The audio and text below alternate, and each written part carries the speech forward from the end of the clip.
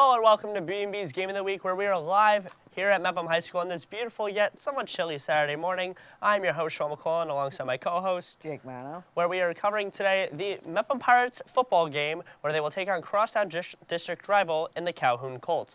Both teams coming off very dominant wins. Calhoun coming off a homecoming 28-6 win over Herricks, and Mepham coming off a revenge game, as you could say, from last year's playoffs, beating MacArthur at a big score of 42-0.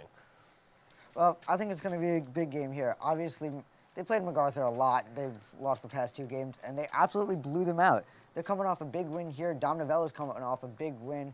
And I think for them to win this one, he's got to step up, because if he's playing good, then the entire team's going to play good. Yeah, and especially the key for Mepham last game was the O-line. How can the O-line hold up against such a big, strong front seven for MacArthur? And the O-line held up. And if they're going to hold up against a team like MacArthur, then they should really hold up well against a team like Calhoun. Well, I mean, if they hold up, that's going to leave a big hole for Dylan Dunn, maybe Cuccinello to get some time, and especially Ryan Thier as the running back. But if the O-line can stay strong, I think this entire offense will stay strong. Absolutely, and Ryan Thier's been one of the big headlines for this Mepham Pirates team this year, being the headline of Newsday, actually, one day, the newspaper, when he had 96 rushing yards against Elmont. As you can see on your screen, that's what we were referring to when we were talking about last year's revenge game, revenge on their mind for the Mepham Pirates. Last year, they lost 47-21 in the regular season, and then at Hofstra in the Nassau Class A semifinals, lost at a score of 21-18. But last week, that was no playoff game. That was a new Mepham team led by Dominic Novello, the star quarterback and linebacker for this Pirates team, winning at a score of 42-0. Well, Novello was a big part of that game, obviously, but he was a big part of this team last year, if you remember that. He was their running back, who this year actually switched over to be a leader in the quarterback. He's been controlling the offense perfectly. He's been 2-0. He's been leading the conference in passing yards. He's second, I believe, and he's just been incredible. Yeah, let's take a look at the Calhoun Colts roster for this one. Obviously, the star players for this team are the Goodman brothers, both juniors, Joey and Danny Goodman, both quarterbacks, both defensive backs, and both huge playmakers on this team. Well, if they could play, especially on the defensive side, you know how hard it is to get turnovers. But if they can lock up, if they can do their job, then that'll give this offense, like Matthew Batchy or Aiden Higginson, it'll give them chances to make some plays. Absolutely, and Joey Goodman being one of the biggest playmakers on this team, and believe it or not, in Nassau County. Calhoun is not known for being one of the greatest football programs, but this year they're looking to turn things around. And there's three keys to the game for this one. Why don't you tell me a little bit about it? Well, one thing is to obviously stop the run. Ryan Thier's a big part of this Mepham offense, and if they can control that, they can do that. The next thing is control the pace. Especially on offense, if they're going at the pace they want, if Joey Goodman's playing well, if Aiden Higgins is playing well, and they control the pace of this game, they'll win the game, they'll score more, and that's obviously objective. And the second thing is have fun. I was talking to Coach Walls a little bit early in the week, and he said having fun, enjoy the moment, play off the crowd, and if they can do that, they'll win this game. Especially as you can see behind us, there is a pretty big crowd for this one, and you should probably see one specific color. What's that color? It's gold, Q. It is gold. It's for Childhood Cancer Awareness Month, coming up very soon in the month of October. And recently you've seen all Mepham sports and all Mepham sports teams really wearing gold pregame and postgame in honoring childhood cancer awareness. And as you can see, both teams are there for the coin flip right now. And you know what? Let's take a look at Mepham's keys to the game, because we just talked about Calhoun's. What can we expect from Mepham? Well, they got to control the long throw. I mean, obviously, Dylan Dung is a big part of this offense. If they can control that and not have him going, then I think they'll be okay. Second thing is get Mulqueen involved. He's been crazy. had, I think, one of the top three most receiving yards in the conference. Yep. Second. 393 in Nassau County, I believe. And the next thing is start fast. Obviously, Dom Novello is a huge part of that. If he can get going fast, if they can take the lead early, they'll be on good track. I mean, they got going last game, I can tell you that. Dominic Novello paved the way, along with Chris Norris, who had double digits in quarterback pressures, double-digit tackles, and I believe it was 3 sacks or 4 sacks. He was a monster when it came to the second half of that Mepham-MacArthur game. And, I mean, Mepham's coming off such a destructive blowout, but so is Calhoun. I mean, 28-6 at your homecoming is what every fan wants and what every coach wants. It's very hard to, with all that pressure, to win on homecoming, where you have a football program in Calhoun where they're picking up a huge win against Herricks, a team in their conference. Well, that's one of the things Calhoun loves to do. They love to play off the crowd. They love to enjoy the moment. And if the crowd's roaring, then so are the players. I think that's a huge part of Calhoun's team. I mean, it's definitely a huge part of their team. And it looks like they're getting ready for kickoff on the field, and we're going to toss it down to Matt Mano and Tyler Steinberg in the booth for this one. Take it away, guys. From Mepham, so tensions are going to be high. This is a very important game for both teams, and we're going to be in for a good one. So as Sean and as Jake talked about, something that we always like to talk about is what led up to this game. So Mepham started off the season by taking it to Elmont, winning 29-6, and then it was a revenge game against the MacArthur Generals, who had knocked them out in, let's just say, not the best fashion. After Mepham committed 2 turnovers in the last 5 minutes and 100 total yards of penalties in that game to knock them out in the semifinals of the Nassau County playoffs. Last week, they took it to MacArthur, defeating them 42-0. Yeah, I mean, in a revenge game where tensions were high for a lot of those Mepham players, they had a lot on their mind they wanted to unleash, and they did a good job of doing that on the football field with an absolutely dominant performance. I mean, don't get me wrong, MacArthur lost a lot of seniors that they had on those previous playoff Pretty teams. sure they only returned 1 starter. Yeah, I mean, definitely it was around that number, which is not a lot. So, they had to rely on a lot of the youth and a lot of the backups from previous years, hoping that they can regain some of that strength. And, clearly Mepham just laid it completely on them.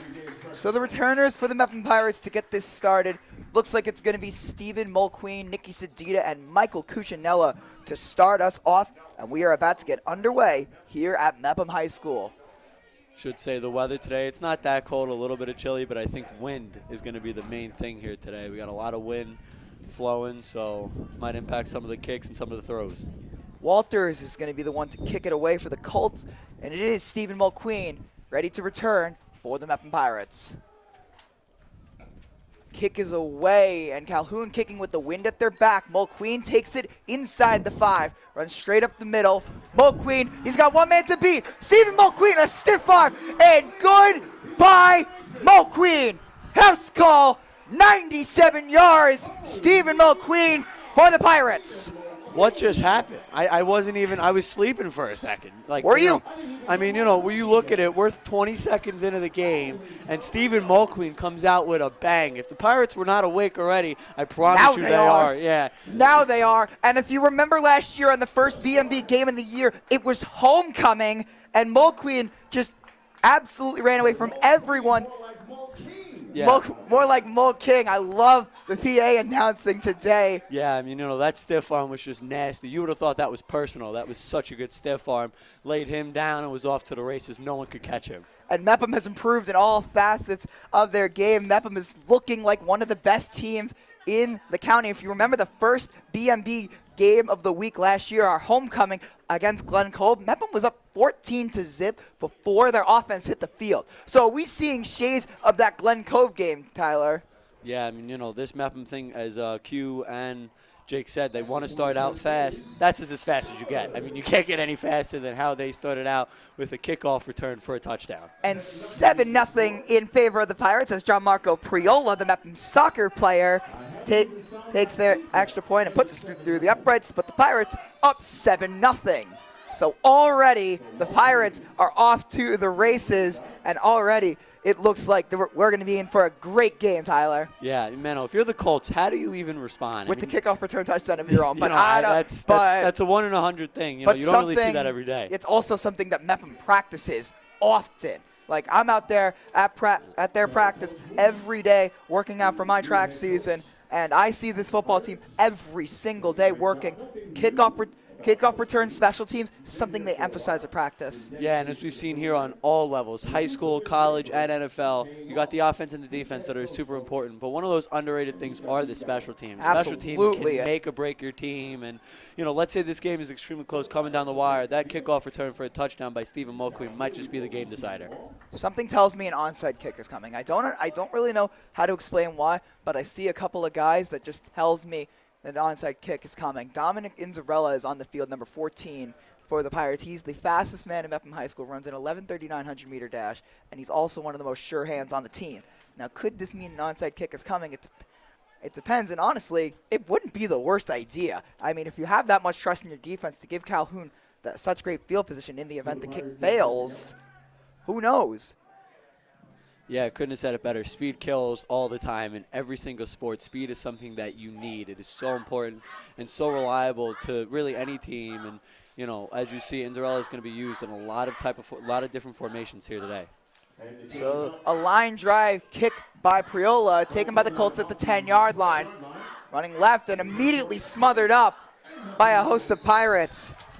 Running with the ball there was A.J. Molinari, the senior for Calhoun. He described as an explosive athlete by Coach Ryan for Calhoun, and Molinari takes it into the 20-yard line. So, you know, the Colts here now, they got to find a rhythm on offense. You give up a huge play to start the game, and now, you know, you're a little shaken up. You're woken up now, though. That's kind of your message. Now we got to start playing football. We got to play our game. We got to dictate this game. Can't let Mepham do what they want to do, because if they do let that happen, this game's going to be over fast. And the 11th grader, number 11, Joey Goodman, has been starting quarterback for 2 years now.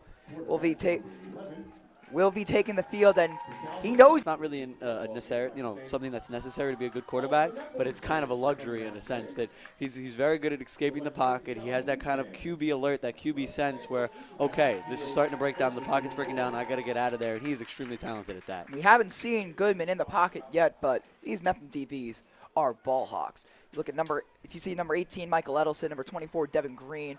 Of course, you saw Mulqueen, who housed the kick return. And of course, don't underestimate this Mepham defense. I would expect to see a lot of runs from Calhoun, especially with this talented secondary of Mepham's. Yeah, Mepham's defense is extremely fast. That's why they're so hard to score on. So QB keep, and that'll be about a 5-yard gain for Joey Goodman.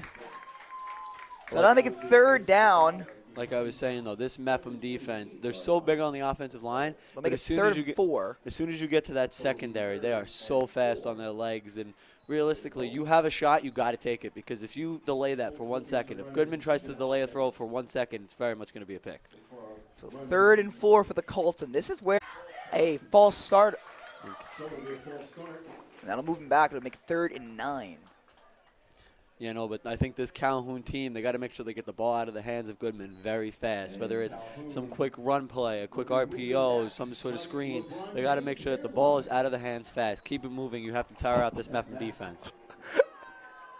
So you hear Calhoun moving back like LeBron James' hairline. I can't with the PA announcing today. Incredible line there. I wish I had come up with that myself. That sounds like something you would come up with, Tyler. Yeah, it's very creative. So get back to game action. 3rd down and 9 for the Colts, and now you have to throw with Joey Goodman. Fawnin joins him in the backfield, and they're going to take a shot and an errant pass into the Mepham sideline. Yeah, they had to get a big chunk of yardage there on 3rd and 9, trying to find the deep route, but nothing there. He was targeting Michael Cuccinella, Mepham's senior receiver, 7th in the county in receiving yards with 145, and Cooch is absolutely one of the best players on this team. He's a leader for all of the younger receivers in this room. Almost all of their receivers, Mepham, pretty much all are juniors, or at least all the ones that see time on the field. And now Calhoun is going to kick it away. Mulqueen, who took the first kick back, and Cuccinella. This one is a short one, landing on Mepham's side of the field. Takes a good bounce, and Cuccinella takes it, goes to the 50, cross midfield. Cuccinella making moves, and he's down at the 45-yard line. Good play there to make a little bit of something, get a few yards, and give Mepham great field position. So it'll be 1st and 10 with 9 minutes remaining, and the Mepham offense will finally take the field, quarterbacked by guess who? Dom Novello, the all-county athlete. So Novello, new number, new position, new role on this team. Yeah, I mean, you know, he's extremely talented. He's good at just about everything. I mean, he's got a cannon of an arm. He's an amazing throwing, and then also he's got his legs. I mean, he is so fast. He's big. He's strong. He's really the all-around perfect build for a quarterback. So Novello hands it off to Sedita. Nicky Sedita takes it for about 4 yards. It'll be 2nd and 6 pending the flag. This Mepham offense is extremely fast and also have that mix of size. They have a good kind of, you know, they have good players at both sides of the ball, and then you see you got that combo of Dylan Dunn and Ryan Thayer running back. And I'm honestly shocked to see Nicky Sedita backfield for the first play of the game and taking the first snap. I thought that you'd see like Ryan Thier or Nick Walker. Well, that's a good thing. That's a good thing about this Mepham team, though. You look at it; their depth. Some of these positions are unbelievable. Nicky Sedita is extremely talented, and the junior, next year when he has a bigger role in this offense, he's going to be so huge for them. And it'll change the offense a lot because Mepham's 2 senior running backs, Nick Walker, who is coming back to football for the first time in 3 years following an ACL tear in his 9th grade season, if I'm not mistaken. I believe that is correct. And, of course, Ryan Thier, the captain. Yeah, he is a big presence, Ryan Thier. You're one-on-one with him. It's not a pretty sight for you, most likely. And then, again, this Mepham team with a lot of youth and a lot of talent. Wow. So a hold and an unsportsmanlike conduct penalty, both on Mepham, brings Mepham back 25 yards. Yeah, 2 big penalties, costly penalties that you don't want to take here in the first quarter. So as we get situated all the way on Mepham's side of the field, now Novello's going to have to take a shot. And I cannot wait to see that because Mepham's receivers are extremely talented, as we've been talking about them all game to this point, even though they haven't seen the field. Norris is the motion man. Sedita in the backfield. Now Dylan Honerkamp, one of the linemen, goes in motion. So Novello with 3 receivers to his left. Sedita in the backfield, and Cuccinella, the lone man on the outside. Novello floats it, and he's got Cuccinella in stride. Cuccinella all the way to the 21-yard line, and he almost took that one to the house once again. Yeah, what a play there by Cuccinella. I love the route running, as you see. Calhoun being very aggressive on defense, sending a lot of blitzers, also pressing. You see he beats his man right off the line, able to make a nice play. Novello with the great throw and a huge chunk of yards for a Pirates offense that just took 2 very costly penalties. Hurrying up to the line as Sedita takes it to the left, makes a move. Nicky Sedita still going, and he's trapped by a host of Calhoun Colts. Yeah, Nicky Sedita, not the biggest running back in that room, obviously that being Ryan Thier. But he is hard to take down. He really is. He's very shifty. He's fast on his feet. And, one-on-one, he's a hard guy to tackle. And something that I noticed about Calhoun is that they're playing with no safeties high, or at least now they are. Now they changed the look, so getting beat deep, running with no safeties high, and everybody in the box. They got beat, so now they have to change their look. One of those matchups that I want you guys to take a look at on the outside, on the top of your screen. Michael Cuccinella and Matthew Bocci, both seniors, matched up against each other pretty much all game. So a lot of motion. Honerkamp and Norris once again. This Pirates offense, though, having the exact start that they wanted. Obviously not having, those 2 penalties would be nice, but overall having a great start. They're playing very fast. 2nd down and 4. It's a read option. Novello, he's going to take it all the way for a touchdown. Tom Novello.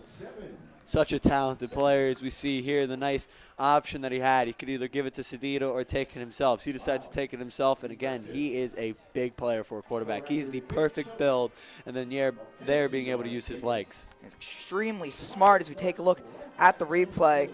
It all starts in the trenches, then you have a pulling guard, Kevin Perry, and then Novello just waits for his blockers and just able to scamper into the end zone and dives for the goal line.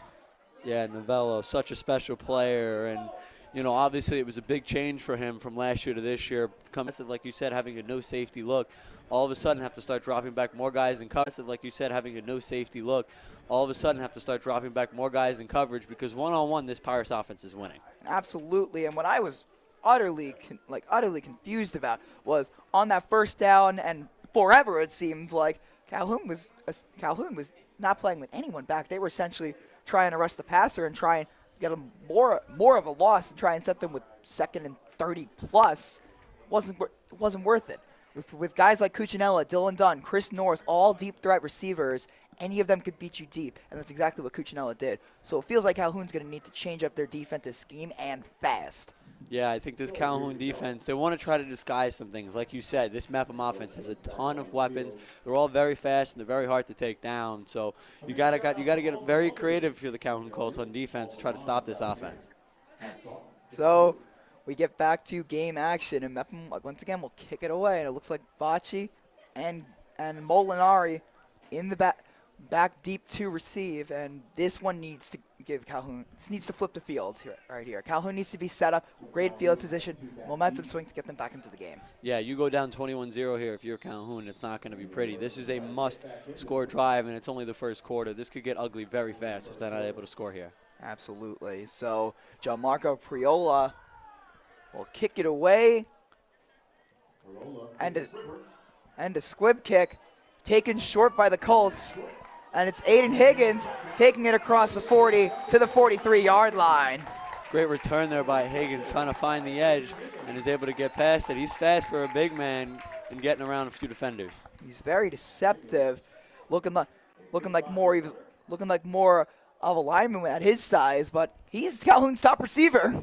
Yeah, I mean, he is one of those guys that you have to get him involved in this offense if you want to score. If he's not involved, this Calhoun Colts team doesn't really have a shot. He's one of those guys that it's kind of, you got to just find a way to get him involved no matter what it is, whether it's a jet sweep, trying to have him go on one-on-one in a route, you got to get him involved. And he'll be on the outside on the bottom of your screen, matched up on Mike Edelson.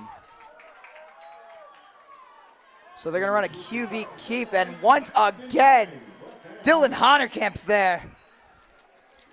Excuse me, that might have been Timmy Harrs, my mistake. Yeah, great play here by this Mepham D-line. Harrs doing a great job finding some room in between the gap, and it's almost as if he knew the play beforehand. He was there so fast, able to shut down that play. Tyler, it's almost like they haven't run that play multiple times coming into this play. Yeah, this defense, I'm sure they did plenty of film work on this Calhoun Colts team, and they're going to be ready for just about anything this Colts team has. Calhoun's getting very predictable on offense, it seems, and now they're finally starting a two-back set. It's like 12 personnel for the Colts. And a handoff, and it's stopped again by Dom Novello. Yeah, you see here this Calhoun team is trying to get it down, trying to win this game on the ground with a lot of QB runs, design, read options, and then with the Was picked by Mulqueen. What a read there. Stepping up, you had a lot of pressure, guys like Novello being sent on the blitz, and as soon as the quarterback had to get it out very fast, and Mulqueen had a great jump on it, not being able to capitalize, though. That's exactly right. I honestly am shocked that he dropped that one, but that is a very hard catch to make. And the defensive looks by Coach Matt Moody has been absolutely incredible. It's been a defensive masterclass by Moody so far. Yeah, as we take a look here, Stephen Mulqueen is an impact on all three sides of the ball, really. So fast, his hands are amazing, and he's an amazing defensive player. So the punt is away, and it's almost blocked by Norris and Novello. So Mulqueen's going to try and get a second return touchdown of the game. He goes to the far side, still going, and gets tackled at the 39-yard line. Yeah, Mulqueen is one of the most talented players on this team. And the good thing is, if you're a Pirates fan, you got him next year, too, him being the junior. And, he is just so talented. I cannot stress that enough. And is one of those guys that you have to game plan for if you're the opposing team. And Mulqueen's also learning how to be more of a leader in that wide receiver room. You talk about these guys like Norris, Novello, Cuccinella. How are you going to replace this senior leadership? Well, he's one of the main reasons how. The concession stand is open. So Novello, speaking of, is now joined finally by Ryan Thier for the third drive of the game. And Thier just gets faked to Novello. Looked like there was a face mask there, but no call as Novello is stopped for a short gain of 2 yards. It'll be 2nd and 8. Yeah, you see Ryan Thier there. They kind of have him in the backfield there for some blocking, giving Novello a hole, but not much of a pickup. So Novello is looking. So this looks like So Tyler, what do you expect to see on this play? Yeah, Mepham, they've kind of done a good job on the ground. I think their goal is to kind of clock manage the clock, be smart, don't make stupid decisions. Play action. Novello wants all of it. He's got it. Stephen Mulqueen. But he dropped it. What a great defensive play by the Calhoun Colts, and Colt Nation is getting wild as Donovan Matthews was in there to force it loose. Yeah, we take a look at this replay. This Mepham team, as soon as I was talking about clock management, management wanted to take a shot downfield, and Mulqueen almost had it in double coverage. He beat both defenders off the line, but a good job by that Colts He beat defense. Matthews and Molinari and got behind him, and Matthews made a great play defensively to able to force it free. A very important stop here for the Colts, 3rd and 8. Yep. Couldn't say it better myself, Tyler. It's 3rd and 8, and Calhoun needs this one. Quick throw. Cuccinella right at the sticks makes a great catch for a first down. Wow, what a catch there. And perfect play design, no less. As Calhoun was dropping back, nobody covering the flats, and you know Cuccinella will be able to get right there. Yeah, I mean, what a catch. You look at it, his shoulders are both turned to the inside. Novello thrown it to his outside shoulder, and what a play. He had to turn that body. Remember, very fast. Novello's main position on offense is tight ender. That's what he's been playing for the majority of his Mepham Pirates career. And let's take one more look at that catch by Cuccinella. Spectacular plays. We have a triple option. Sedita takes it. Novello lays a huge hit. And Sedita's still going. And all of that goes for 3 yards. Man, I love to see what excuse to go down 21-0, and then you're just kind of looking at yourself, what do we do next? So a design play to Kevin Perry. Trickeration, Kevin Perry, the left tackle. The hook and ladder to the left tackle. Look at this. What a creative play there. Kicking it, and then as soon as the receiver gets the ball, tosses it quick to Kevin Perry. It's not every day you see an offensive lineman with a catch. That is incredible. I love that play design. The quick pass to Sedita looked like we were going to set up a screen, but no, he flips it back to his right tackle, Kevin Perry, he's not one of those offensive linemen who can't run. He is a star lacrosse player for the Mepham lacrosse team. So Kevin Perry, he is an athlete, and he knows what he's doing with the ball in his hands. So now it's a run. Looks like this is Dylan Dunn. Dylan Dunn, can he get the edge? He cannot. Inside the 5 to the 4. This Mepham team has his Colts just guessing all over the place on defense. They have done so many creative things. I love the creative thinking by offensive coordinator, you know, and just the job that they're doing. I mean, how can you predict a quick toss to an offensive lineman? It's not every day you see that, and then they're doing a great job controlling the ground game as we take a look. Devin Dunn. Dylan Dunn on one of our games of the week last year against Valley Stream Central. He had accumulated, if it was fantasy, would have accumulated over 35 fantasy points in 1 half as he takes this inside handoff all the way to the end zone or just short to the 1. Just short to about the 1 yard line. Inside the 1 goes number 1, Dylan Dunn. As he almost was tripped up by Calhoun. Yeah, close play there. Dunn, again, not the biggest running back in this group, but it's so hard to take down. And couldn't reach the ball out in time. So now on the left hash, Dylan Dunn takes another inside handoff. And this one, he will get in. Dylan Dunn, touchdown Mepham. yeah, I mean, you know, this Pirates offense, I give credit to this whole group. They came prepared. The job that they're doing, managing the clock, but also being creative and knowing when to take their shots is just so amazing. That's why Mepham is as good as they are, being 2-0 and having very deep playoff aspirations. Dylan Dunn, the blocking up front. Mepham had graduated a lot of seniors on the offensive line last year, and these younger offensive linemen, Dylan Honerkamp, Brendan Toomey, Kevin Perry stepping up into a bigger role, and they have shown up today. Yeah, Dylan Dunn being one of the most dynamic players on this team, and he's really good at everything. He's kind of one of those guys you can throw out on the screen, he'll make a play, give him the ball, just get the ball in his hands with open field. So the kick is good by John Marco Priola, and it'll be 21-0, and we're still in the first quarter, Tyler. Yeah, I mean, you know, this Calhoun team has got to make changes, and changes fast, because if they don't, this game's going to get out of hand faster than it already is. And absolutely. And Calhoun, it looked like after last year, treading around 500, which had been an improvement for them, and now this year sitting at 500, defeating Herrick's 28-6. It looked like, especially on the offensive side of the ball, things were looking up. And Mepham has taken those things that are now looking up and thrown them out the window. It's open, but especially even on that play, the Mulqueen almost had a pick. There were players that were open. So the the Colts need to start throwing the ball more, especially down 21-0. What do you have to lose? You have a point there. And also, this Calhoun team that loves to run the ball. When you run the ball a lot, it opens up the pass, whether it's working or not. It creates some holes, some opportunities, and a lot of man coverage. So the Colts now needing something, and they need it fast before this game gets out of hand and unwinnable for the Colts.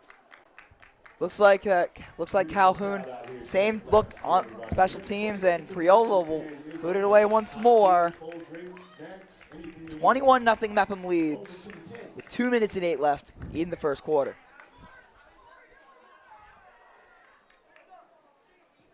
So a spiraling kick by Priola, taken short by Calhoun. Kevin Perry, big hit up on the kickoff return. Yeah, this Pirates team, again, we talked earlier about the importance of special teams, kind of that underrated side of the ball, and this Pirates team just does everything so well on special teams. They're able to stop the returners very fast, and then obviously they got the playmakers to score on the kickoff, as we saw earlier with Mulqueen. Joshua Bailey, the returner on that one, got leveled by Kevin Perry. So Calhoun now looks like they're going to go a little more spread than usual. Excuse me, no. They're going to go back to that 2 running back package with Fawnin and with Vincia. They give it to Fawnin now on first down, and that play gets blown up by Novello. So Dom Novello clearly doesn't get a play off. He's playing every snap as a quarterback, playing every snap as a linebacker. He's everywhere.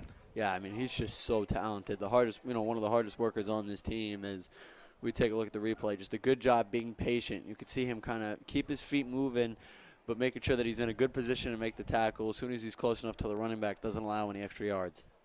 And Dom Novello is an extraordinary player. It's harder to find a position that he can, with an even better play. What a throw, what a catch. Couldn't have done anything better if you're Devin Green, but sometimes those plays happen. Yeah, I mean, obviously, we all hear the saying, great throw, even better catch. That was kind of the example right there. That's exhibit A of that. So a timeout by Calhoun. They'll have 2 remaining in the first half as 51 seconds are left in the first quarter.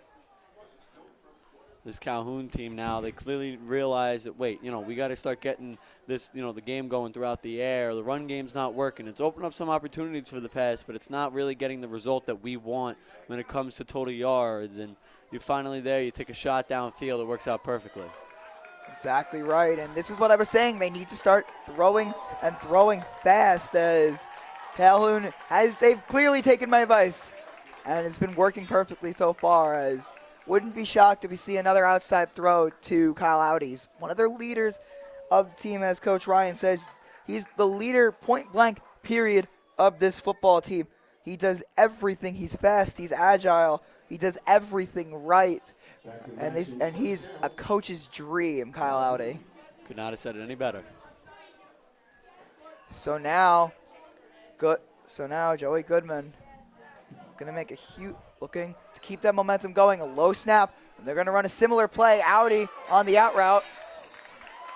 Right over Mulqueen, and that'll be another close to a first down. It'll be about a 7-yard gain for the Colts. These past 2 plays, the Colts have done a good job with their pre-motion snaps and figuring out that, figuring out the type of coverage, whether it's zone, man, they're doing a good job of that. And every time the Pirates have run man, this Colts team's done a good job throughout the air. That's exactly right, Tyler. As Calhoun is looking to make something happen here on offense, and Audi has been a great part, has been a big reason why. So Mepham with no safeties in this look. Great time to throw as they take a shot, and that one's in the vicinity of absolutely nobody. Yeah, it looked like, the quarterback was not on the same page, trying to figure out something throughout the air, but not working. Joey Goodman Joey Goodman, he's been a little more confident in his arm this year after last year, where he's enjoyed some success as the new starting quarterback of this Calhoun football team. And Goodman is looking to try and take it to a district rival today. Molinari, the motion man. They give it to Fawnin. Fawnin on 3rd and 3, cannot get there. It'll be 4th down. Again, love the pre-snap motion, but, you know, the run game has not worked all day for you offensively. You haven't been able to get any real, you know, results with it. The pass game's worked a little bit, and right there, again, the Pirates were running man coverage. They've done a good job, the Colts, against man coverage, but not choosing to throw the ball. Yeah, that's exactly right. And the offense is going to stay on the field for this 4th down player. They might just let the clock run out. We're going to see. It looks like they're going to just let this one run out to the 2nd quarter, where Mepham leads 21-0. So yes, this quarter will run out as Mepham is leading 21-0. We're now going to send it down to the 3rd member of our crew, Luke Yepes, with 2 very special guests.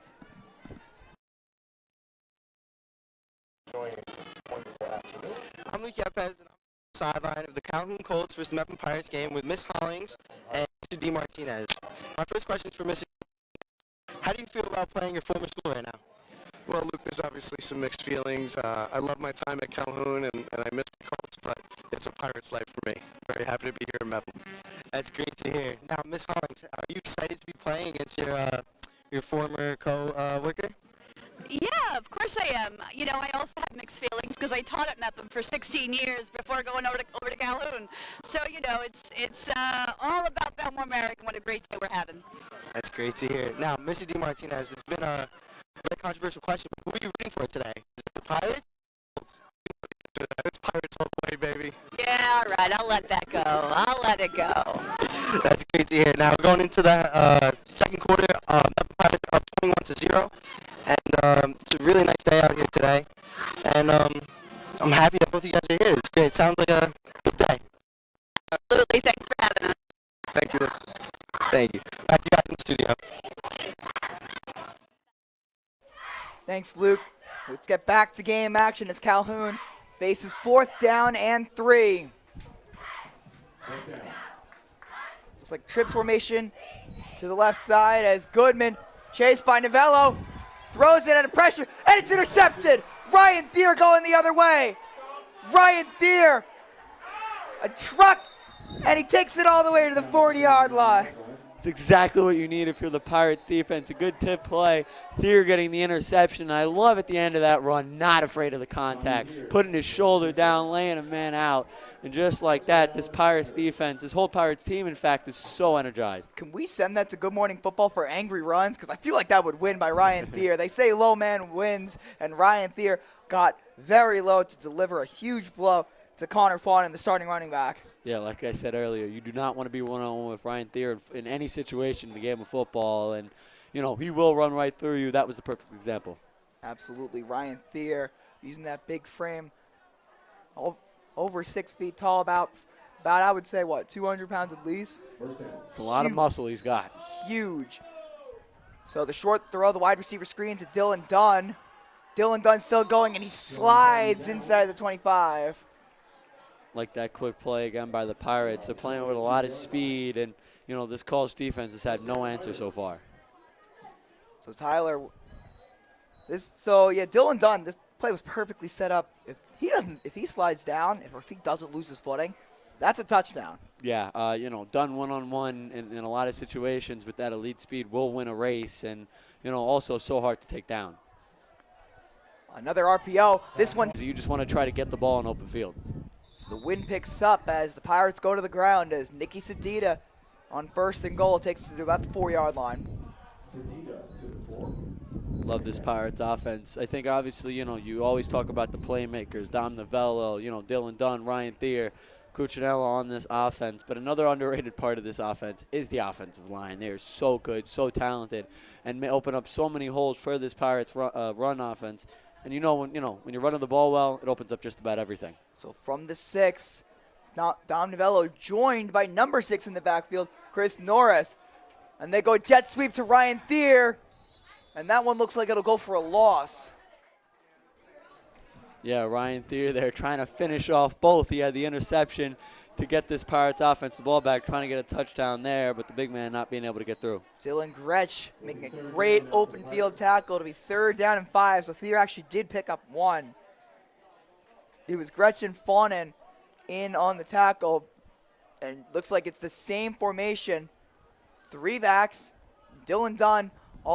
Dylan Dunn looks like he'll get the ball. It's a triple option. Read perfectly by Calhoun. He coughs it up. And it's a foot race. A.J. Molinari. Novello giving chase. And he's able to bring him down. Dom Novello. The track speed by Dom Novello finally paying off as he's able to track down A.J. Molinari. But still a huge momentum shifter for Calhoun as Dylan Dunn coughs it up. Yeah, you know, this Calhoun defense finally got the break that they were looking for. They capitalized on the fumble and what was a huge return, but Dom Novello, I mean, what an effort. You know, that play, he could have just called it, let him run in the end zone, but no, not for Dom Novello. Him being able to catch up, had a lot of ground to make up and was able to do it, and what a play. So Novello able to track down A.J. Molinari. Look at this. Perfect sprinting for. I'm telling you, my coach Alex would be proud of this. Dom Novello tracking down Molinari, saving a touchdown, and he is hyped after that play, as he should be. And now the defense needs to go to work. Matt Moody's defense needs to go to work and come up with a stop as Calhoun set up on the red zone, or in the red zone, excuse me.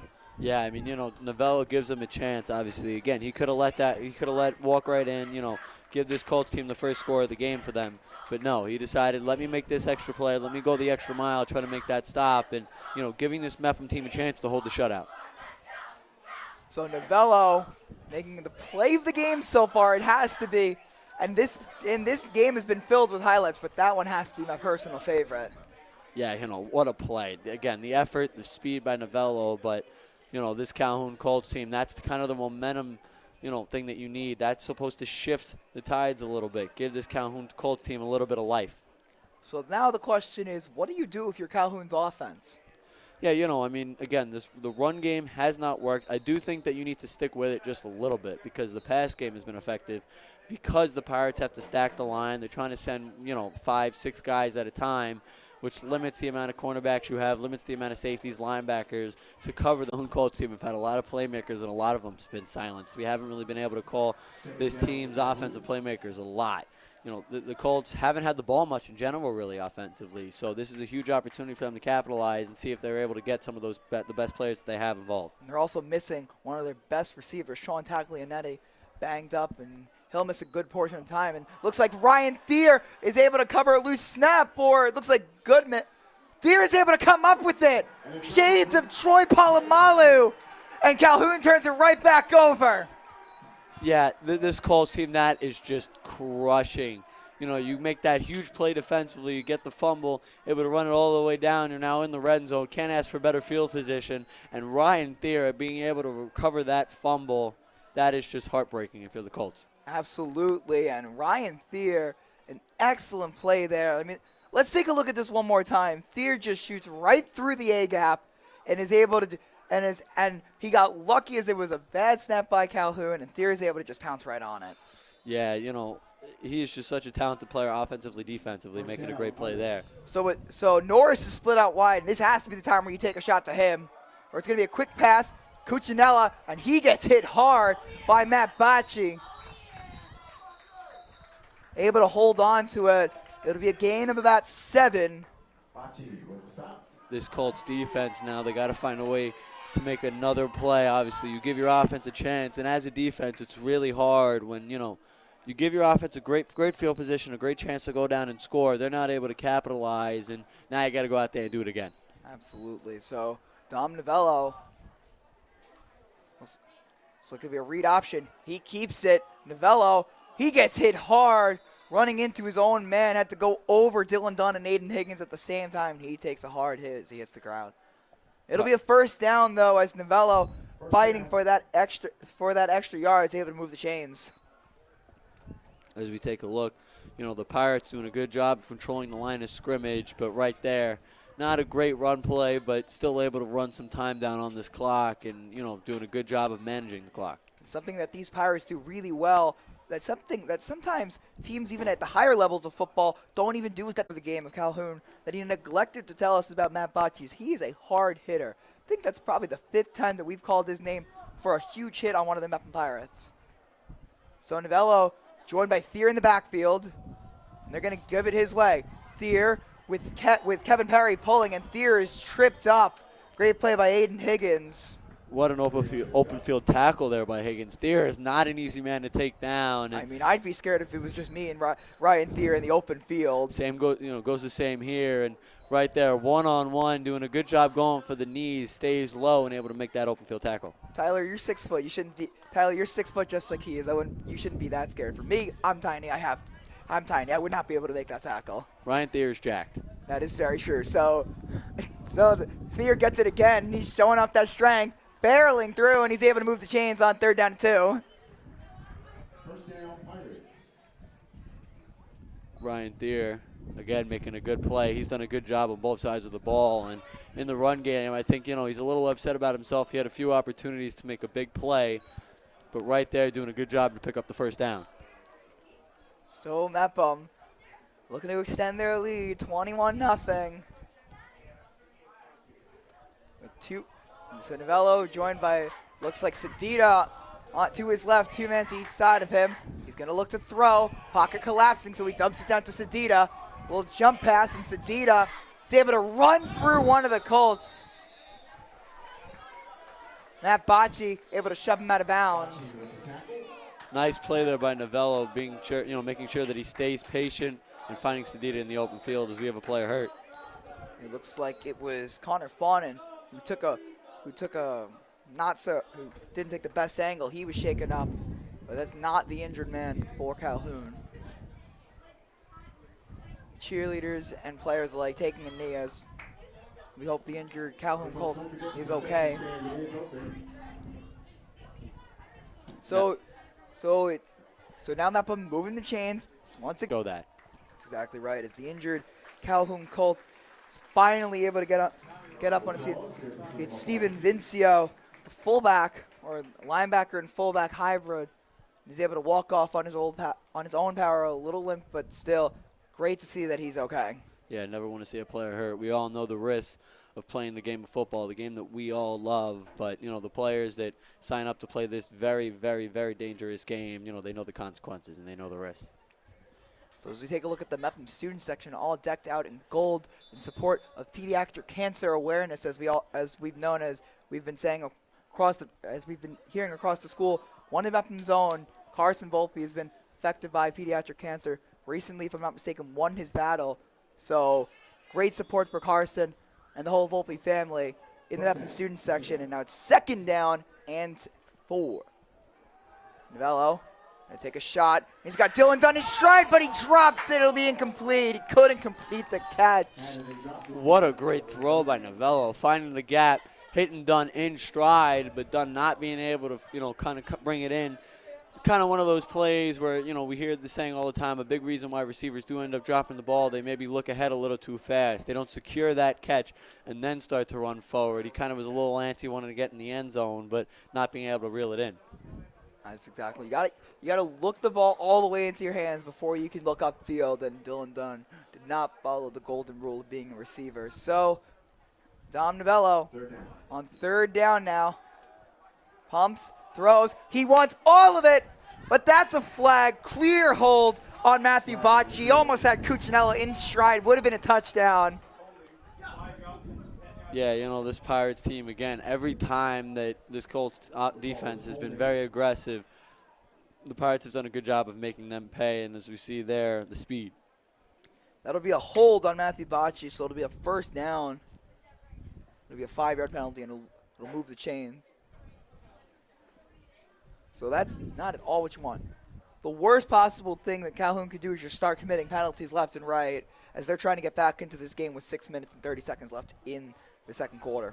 Yeah, I mean, the Colts have not had anything going really offensively. You had the fumble on the defensive side of the ball, but there hasn't really been much. And the worst thing that can happen, again, you're not playing a great game of football so far. You throw in the penalties, that is just a disaster waiting to happen. That's exactly right. So it'll be 5 yards from Wheel and Dunn, able to get tracked down for a moderate gain, about 5 yards. This Pirates offense does a good job, too, of making sure. I love that, both offenses are very similar. They like to use the ground game to open up things throughout the air in the passing game. And the only difference between the two teams is that Mepham's been successful doing it. Mepham has done a good job hitting a lot of the deep men. They've taken some shots downfield, so they've stayed aggressive and they've kept this defense with the Colts on their toes. Mepham's got one-on-one. If you look, Cuccinella and Bocci are matched up one-on-one. They throw the slant to Cuccinella, and that could have been a catch, and then it almost could have been a pick. Nick Garvey, one of the two Garvey twins on this Calhoun football team. Yeah, good Nick read. almost had a pick right there. Yeah, it was a good read by Novello. Had Cucci on the slant, but just kind of overthrowing it a little bit. Cuccinella could have had a chance of making that catch, but, what was going to be a good play almost just became a bad play. So through Cuccinella's hands and then through Garvey's hands, who didn't even think he'd get a chance at it. Was getting ready to make a tackle and then had to quickly stick his hands up. Yeah, that's not an easy thing for any defender. You're getting ready to make a tackle. Next thing you know, the ball's going to hit you in the face. So Thier on the pitch. Novello sets a block again. And Thier is still going, gets it inside of the 10. First down for the Pirates. This Pirates offense, again, doing a good job at really everything. This offensive line has been so talented, and I love how they include the running backs and the receivers, the tight ends, all in the blocking game. The Pirates offense knows that blocking is one of the most important things in the game of football, and they do a perfect job executing that. Absolutely. They're one of the things that Coach Moody emphasized, and that I also in putting together our pregame show was Mepham needs to control the line of scrimmage. I think this is the epitome of controlling the line of scrimmage for the Mepham Pirates. Yeah, I think this is the best game so far this season for the Pirates when it comes to the offensive line. They have not allowed anything. So here's Dylan Dunn, and that one, right as we say Mepham's been dominating the line of scrimmage, 3 Colts come in untouched as Aiden Higgins was the first man there. Yeah, the Colts doing a good job there of disguising the blitz. You saw Novello not being able to pick it up, neither did the offensive lineman. And next you know, you got 3 white jerseys coming at you. And that was just a broken play, and it'll bring up second down and 11 for the Pirates. So Thier in the backfield, 3 receivers to the right of Novello, Cooch all alone on the right.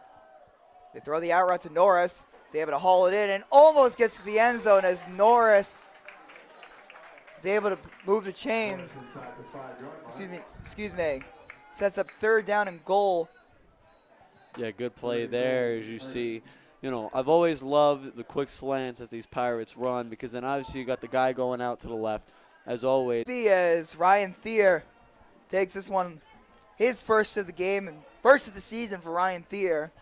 First of many for this Pirates offense, already up 27-0, 28 pending the extra point by Gianmarco Priola.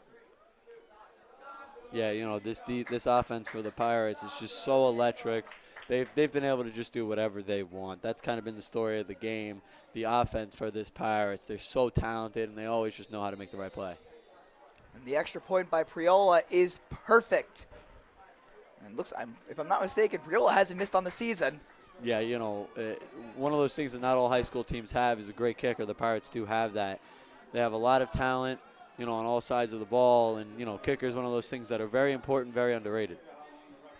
So 4 minutes and 17 seconds left in the first half, and Calhoun needs to get something, and they need to get something fast. Perfect play. So in a perfect world for Calhoun, they get the ball here, they take off all the time, they score, and because they deferred, they get the ball back with only a 3-possession deficit. That's pretty much the perfect world for Calhoun. Let's see if they can execute. Yeah, Calhoun, they had some kind of chances throughout this game, obviously having the red zone opportunity before, and then they ended up fumbling.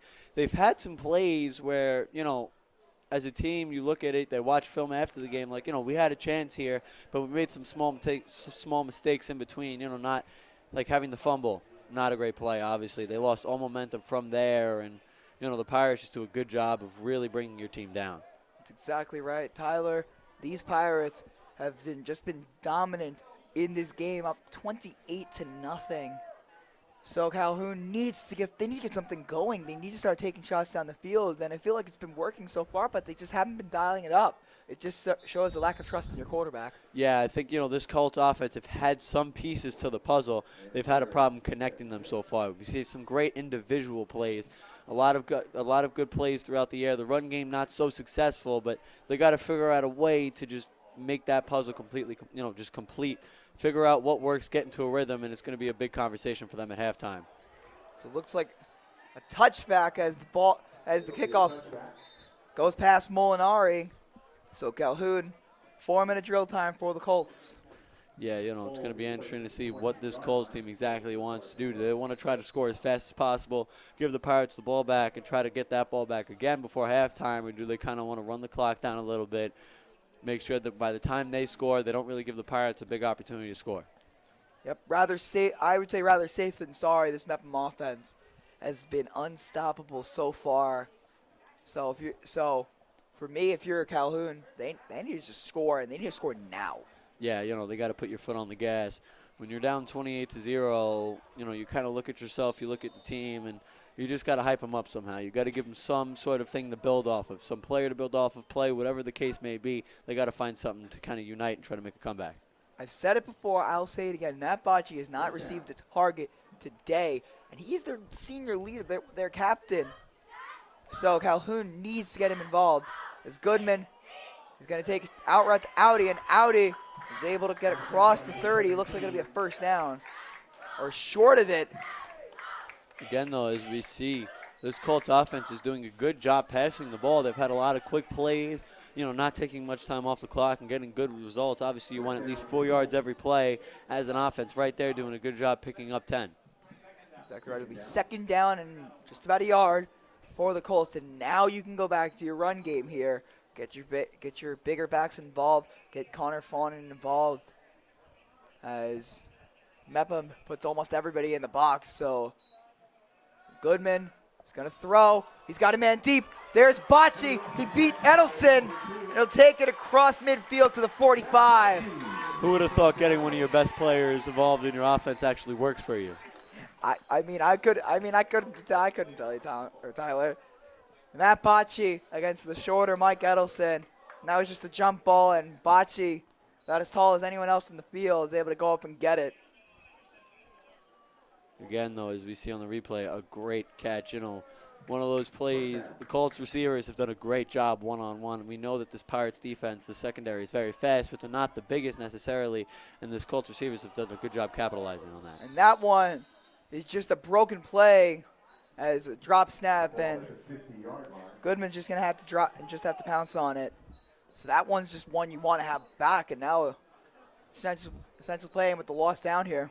Yeah, first down. Wasted play. You want first down to kind of be set the mood for the drive. Every time you get a first down, you get a new set of chains. You want to try to get at least something on first down. You can't. The worst thing that can happen on the first down is some sort of dead play, a turnover. It kind of kills the beat of the drive, and right there, something that the Colts wish they had back. So it'll be second down and 15, right at midfield, right in the Pirate logo. So here's Goodman, takes a shot to the outside. Here's Audi, and Audi gets it to the 40-yard line. Audi has been having an incredible game. Kyle Audi working on Devin Green the entire game, and Green's been getting beat pretty much all game. Yeah, I love Audi's footwork. I mean, that is something that, he has done such a great job of using so far. We've seen, he's been open on a lot of the out routes, a lot of the in routes, anything that involves him making some sort of tight cut to get open. That ball looked more like a pop fly in baseball than any sort of pass I've seen. That one hung up for a long time. It came down a little bit faster. If it was more of a bullet, if it puts the shoulder in it a little more, that's a good play there for the Colts, but instead causing a jump ball. As we were talking about Devin Green and man coverage, he had gotten beaten out. He was wide open on the out route. And Bocci could have been turned into a blocker, and that could have set up a huge play. So just not a bad read by the quarterback, Goodman. Goodman, going to try again. Going to take a shot again. And it looks like Green's going to swat it down. Looks like he might have caught that one. Very close play there for Devin Green. Finally starting to turn the page a little bit. He struggled so far in this first half, but right there making a good break up and almost getting the pick. You almost got the pick, but it was fourth down, so it'll be a turnover. And the Pirates will take over on downs. So Green, after getting beat about 3 plays straight, comes up with a huge stop and a turnover on downs. A big saying that they have in sports is just turn the page, focus on the next play, and I think Green has done a good job of that so far. Again, getting burned in a few plays in a row right there, though, not worrying about it, not letting it affect his play and having a huge breakup. That's exactly right. Devin Green, not exactly the strongest in man coverage, but a ball hawk, that's what he is. Kind of reminds me of a guy like J.C. Jackson, who's just addicted to getting interceptions, is Devin Green, and almost got one there as Novello is going to take a shot in double coverage. Cuccinella, he's got it, and he's going to skip all the way. Once again, Cuccinella to the house. Yeah, you've been waiting to say that one all day, man. Absolutely, I have. Mike Cuccinella, a 60-yard touchdown bomb from Dom Novello, a perfect spiral. Cooch beats double coverage, and Mepham takes a 34-0 lead. Yeah, he is just good at football. There's no other way to pull it. Michael Cuccinella is just good at football. As you see there, beats the double coverage. Novello puts it right in the cookie jar of Cuccinella, and just like that, you know, this Colts team is going to have a lot to talk about going into halftime. Kevin Scott unable to wrap up Cuccinella, and he takes it all the way, 60 yards. Figure out something at halftime. You know, I don't know exactly what it is. You've done a good job in the past game. The run game has just not been there. It's been invisible, and the defense hasn't been able to do anything at all either. So, you know, a lot of changes to be made. So as we see now, getting ready for the kickoff. 35-0, the Pirates have just done a great job overall, and, you know, you can't really ask for much of a better start if you're a Pirate fan. Absolutely. Perfect first half. The student section, the marching band, has been excellent. They've been excited about this excellent performance by the Pirates as 35-0. They're up. So it's been an incredible atmosphere here at Mepham High School. This team has been showing off today. So as we see now, getting ready for the kickoff. This Pirates team, again, you know, the perfect start to this game. Exactly what they wanted to do. Get out, you know, start off strong, get out to a very early lead, and they've done a good job holding that. That's exactly right. As Priola will kick it off once more. A little bit of different look for the kickoff. As Priola boots it away. It'll be taken short at around the 10. Looks like that's Fawnin and takes it to the 28-yard line of Calhoun. So this is a must-score drive now for Calhoun. You're getting ready to go into halftime. You got 2 minutes and 30 seconds left. You got to figure out something. Obviously, you know, they've done a good job against man coverage. They've struggled a little bit against zone. As you take a look on the return, though, this is a must-score drive, and a good return there for the Colts. A good start to what hopefully should be, if you're a Colts fan, a touchdown. So it looks like the clock will run with 2 minutes and 29 seconds. It'll be 1st and 10 on the 28-yard line. So it looks like Goodman. Looks like there's no harm in taking a shot deep down 35. Got to get the playmakers involved here. It'll be a handoff, and that one's going absolutely nowhere. Josh Bailey. It looks like Calhoun is content to take this to the half, just not try and mount a drive here, as they are going to be the ones getting the ball to receive in the second half. So it's not exactly the worst plan, but any points helps at this point in the game. Yeah, you know, if you're the Colts, you'll take just about anything that the Pirates will give you right now. They got to find something. They got to get a rhythm and, you know, try to make this game just a little bit closer going into halftime. Exactly right, Tyler. So Goodman is going to keep it himself. Good blocking down the field, and here goes Joey Goodman. Joey Goodman! Can he go all the way? He cannot! On the 1-0, touchdown, Calhoun! Great read there by Goodman. Found out, oh God, there's no receivers open. I got to get out of the pocket now. Does a good job running and some good blocking by the receivers. And just like that, this Colts team finally getting what they wanted. It's a perfect drive for Calhoun.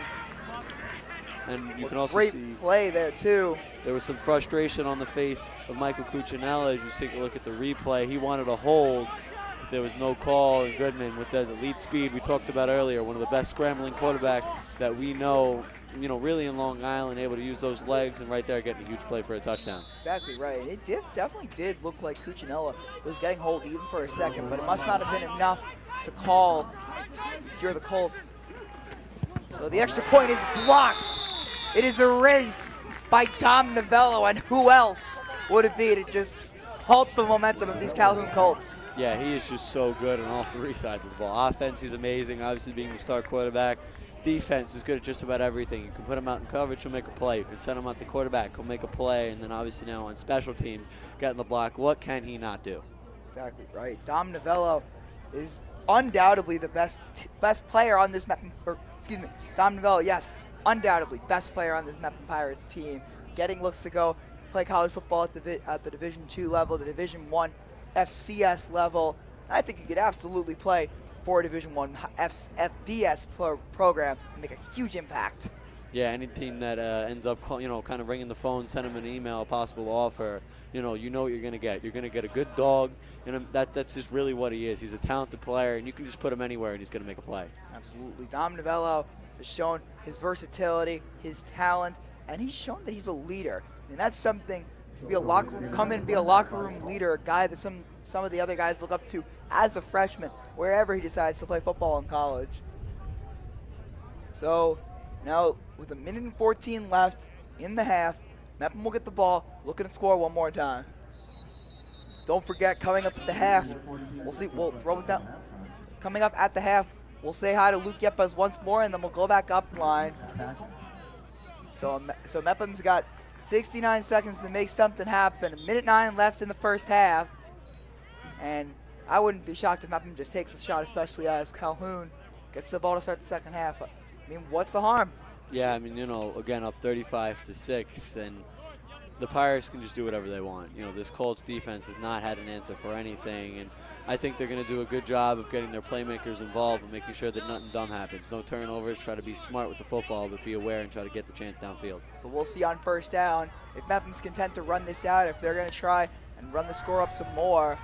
So Novello, he wants all of it once again, and that one's just too far. He wanted Dylan Dunn, but Aiden Higgins has been proclaimed as the best receiver on the team by Coach Ryan, but he's, in my eyes, the best DB on this team. That's where he belongs, in the secondary. Yeah, obviously, I think one of the hardest things to do in football is being a two-way player, obviously. Obviously, there's the wear and tear that the game of football brings to you. It's very hard, every play having to go out there, put full effort, possibly being exhausted and also having to take a lot of hits. But, being a two-way player is so important to just about any team, and that's what he brings to the Colts. That's what Dom Novello had to do, pretty much take no plays off, as he was one of the main contributors on offense as a running back and as a tight end. He was their starting middle linebacker last year, and then he also was the place kicker and punter for the Pirates last year. That's what Dom Novello had to do. And this year, being the starting quarterback and having Gianmarco Priola come in as your kicker and pretty much not having to punt this entire year, this has been he's been getting a little more of breaks in between plays, and Novello has been showing off. This looks to be his best season of Pirate football so far. Yeah, it's kind of really the Dom Novello show every time he steps out onto this field, and he has made his name known in a Mepham Pirates uniform, and I can guarantee you that every team on Long Island has their eyes out on Dom Novello. So Novello going to throw a quick pass. That one's tipped and almost picked. Molinari almost had that one as he stumbled and couldn't get to it in time. Again, a quick pass there by Novello. They want to get the ball out of his hands fast. If they want to take a shot, they'll be patient. They use the run game, but you see here they're going to let the clock run, possibly. Yep, it looks like the teams will start heading to the locker rooms as Mepham leads 35-6. The Pirates having a perfect first half, being up 35-6. This is exactly where you want to be. So it'll be 35-6 Mepham, a perfect first half. Outside of that one, Joey Goodman, great touchdown run by Joey Goodman, able to get the Colts possibly the start of a comeback for the Colts. We'll see as they will receive to start the second half. Yeah, you want to give your team some life. That's what Goodman was able to do there, at least getting rid of the shutout possibility for the Colts. And, that's exactly what you needed to do. They give them a little bit of hope, a little bit of energy going into halftime. And now the changes are going to be, they're going to have to be big changes if you want to make a comeback.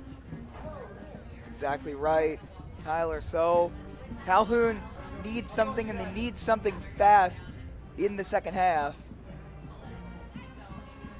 Very excited also to see the changes that this Colts team make. You know, it's going to be interesting to see how they approach, you know, now being down 35-6. So it looks like we'll say hi to Luke Yepes in a little bit. But right now, Tyler, I have one question for you. If you're a Mepham Pirates fan, how does this make you feel for the trajectory of the rest of the season? Yeah, this is kind of a statement win. They've done a great job so far, and you know, being up 35-6, this is definitely a statement half. Now we're going to send it down to Luke Yepes right now. And now, ladies and gentlemen, please welcome the varsity kick line team, coached by Kerry Dennis.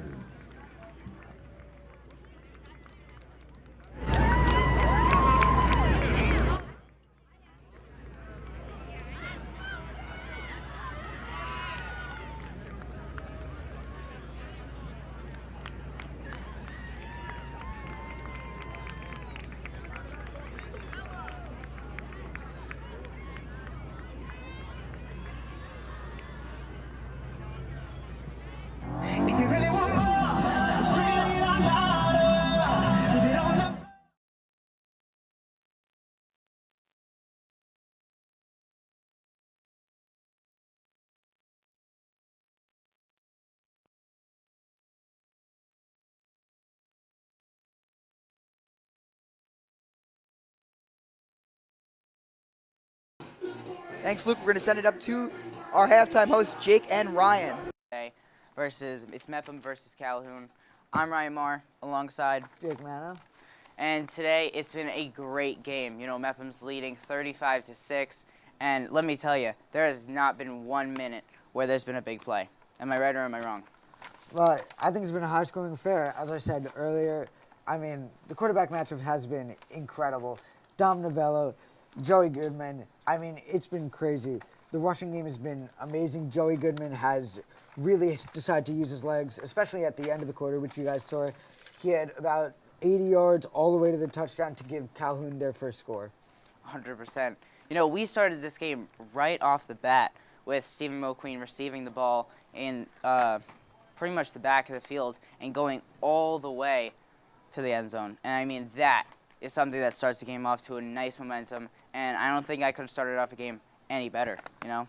Definitely not. Well, we heard it earlier. Mepham said they wanted to start the game early, and they did just that. Exactly that. Steve Mulqueen's a playmaker, and he's someone that Mepham relies on. So for him to go out there and perform like he has, I mean, it's just been huge. Yeah, it definitely has. You know, Mepham's been really fun to watch. I'm not saying Calhoun's not, but Mepham's been there every single second, and they haven't taken their head off the ball. You know, every single second, Mepham's there, and I don't think that Calhoun has been, and I think they need to step that up in the second half. Well, obviously, I think that shows by the scoreboard. I mean, you see it right here, 35-6. It's been a high-scoring affair, and that's really just been for Mepham, honestly. The only score from Calhoun has been late in the second quarter. Mepham's kind of been toning it down, and I think Mepham just needs to keep their foot on the pedal. 100%. You know, the momentum, like I said before, has been all there. It really has. And I really don't think that it might end. I really don't. I think that Mepham is going to keep on scoring, and I think it's going to be a very high-scoring game for Mepham. Now, obviously, I have to agree with that. But let's talk about someone on Calhoun who really could turn this game around. Specifically, Kyle Audie. I mean, he's been Joey Goodman's number one target this entire game. He's been there. He's been a guy that they can rely on, and he's not just made one, but he's made a few really nice catches, and it's been a big factor in this game. Oh, definitely. I mean, he's gotten open. Mepham's had a hard time covering him, and especially the sideline catches, which have just been incredible. He's been able to drag his feet in. He's been able to get inbounds, and just when they need either a 20-yard play or even further, he's been there for them. 100%. I mean, like I said, it's going to be a high-scoring game for Mepham, as we see right now. And I think that if Calhoun's speaking right now with their team, and I really think that they have to put some momentum and some good, some good attitude into the players, because, like I'm saying, they look down, you know? The way that they're playing, it's not, they're just like, they kind of like giving up, and I think that they really need to restart, focus on the game, and put some points on the board. They say action speaks louder than words, and I think Calhoun really used to use that quote and really just put it into their second half gameplay because the score is not what they wanted. I think it's safe to say. So to get points on the board to really make this a close game and hopefully close it out in the fourth quarter is probably ideal for them. I know as we're early in the season, Mepham has 2 wins in their pocket and no losses, along with Calhoun has 1 win and 1 loss. Today will make Mepham's 3rd win and 0 losses, and this will make Calhoun's record 1-2. Yeah, that's it. If Mepham's able to close out this game, Calhoun's coming off a huge win over Hendricks at their homecoming. So, I mean, hopefully, I feel like they want to just continue on this winning streak, try to not fall behind in their conference, but they haven't been able to do that so far. 100%. You know, we've spoken so much about individual players, but I think we should go into the team. You know, Mepham's just looks like they're having fun. And I think that that's what a real big factor. I get that they focus on certain keys, like you got to get Stephen Moqueen involved and stuff like that. But I really think that one of the biggest factors is the fact that they're just having fun. And you can tell by the way that all the players have it on their faces. The coaches are jumping on the field, dancing, and I just feel like that is one of the biggest parts of today's game. Well, you see it after every score. I mean, Mepham's a very high-energy team, and I think that's what they love. I mean, you can see the celebrations. You can see Dom hyping up his team. That's what Mepham loves, and that's what they love to do. So I think them playing off the crowd has really been a huge factor in this game. Okay, now that you just said something that led me into a really good question. You know, this is Dom Novella's first year as quarterback. Do you think he belongs there? I do. I mean, you've seen it. He's undefeated, and if the game goes how it's been right now, I mean, he's going to continue to be undefeated 3-0. He's been absolutely shredding this Calhoun defense, and they have no answer for him. And to be honest, the way I think is he's just a natural leader. And, you know, he's involved in so many different things, but he's involved in his team, and he focuses on each individual player. And you see it. After one person makes, not a good play or they do something bad, you see him go over right away, and he's there just as much as Mr. Krakow. And I think that they're both equally the same, and I think they follow the same methods. So I'm kind of interested to see how this coaching staff is going to turn out because we have a lot of new coaches on this coaching staff. They have a young coaching staff and a bright future, and that's what Mepham loves.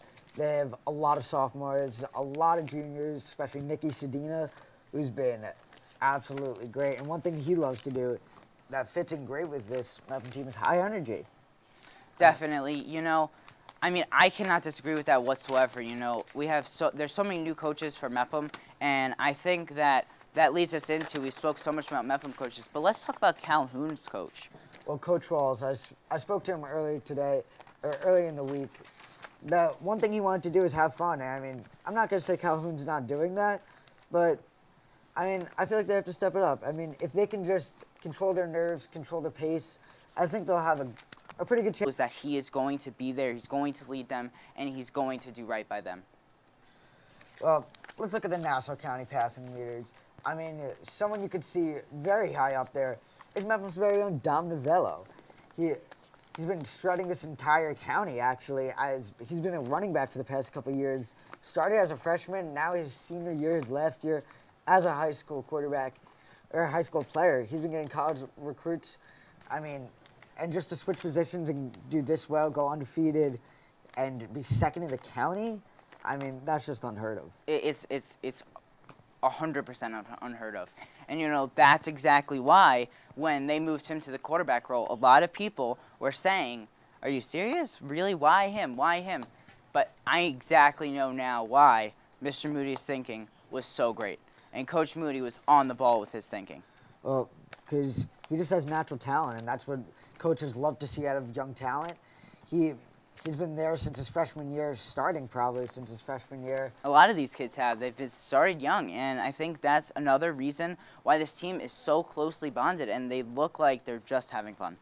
I mean, that's what chemistry can do for a team, and I think both teams has it. You can see Mepham with the high energy, but something about Calhoun is that I talked to the coaches about is they love to go to practice. They show up early, not even just to play, just to have fun and bond with the team. They really love the sport of football. They start practices in the summer. That tells you something, you know. It's a kid's break, you know. He likes to go to the beach, and he likes to do all this stuff. But if you think about it, they're playing football in the summer. That just shows that each player on that team loves it. Yeah, and you can see now to the side of us the standings for the conference. You can see Mepham all the way at the top. They're first as undefeated, along with Garden City. And to the right of Mepham, you can see the Colts. They're sitting at a 500 record. Really hoping to advance that, but it's not looking so great for them. Pirates are looking to really take over Garden City for the first time in a while. 100%. You can see it on here. You know, there's only 2 teams in the entire division who are 2-0, and that shows that this team has a bright future and something to look forward to. You know, Garden City's good, but are they better than Mepham? That's the question. Well, now hopefully we decide later on in the season. Yeah. Maybe they'll play on in the regular season. Maybe they'll play in the playoffs. We don't really know yet. We don't have the schedule for now, but all we do know is that these 2 teams, that rivalry, can do all the good. So, what do you think after this? well, definitely. I mean, there's no chance that they can't come back. You've seen the playmakers, especially someone we haven't talked about, Matthew Bocci. I mean, he's been making the plays on offense and defense. He's been trying to lock up their number 1 corner, and he's been probably the number 1 target. So, I mean, just for him to go out there and perform has been incredible for the Calhoun Colts. I mean, it's just fun to watch.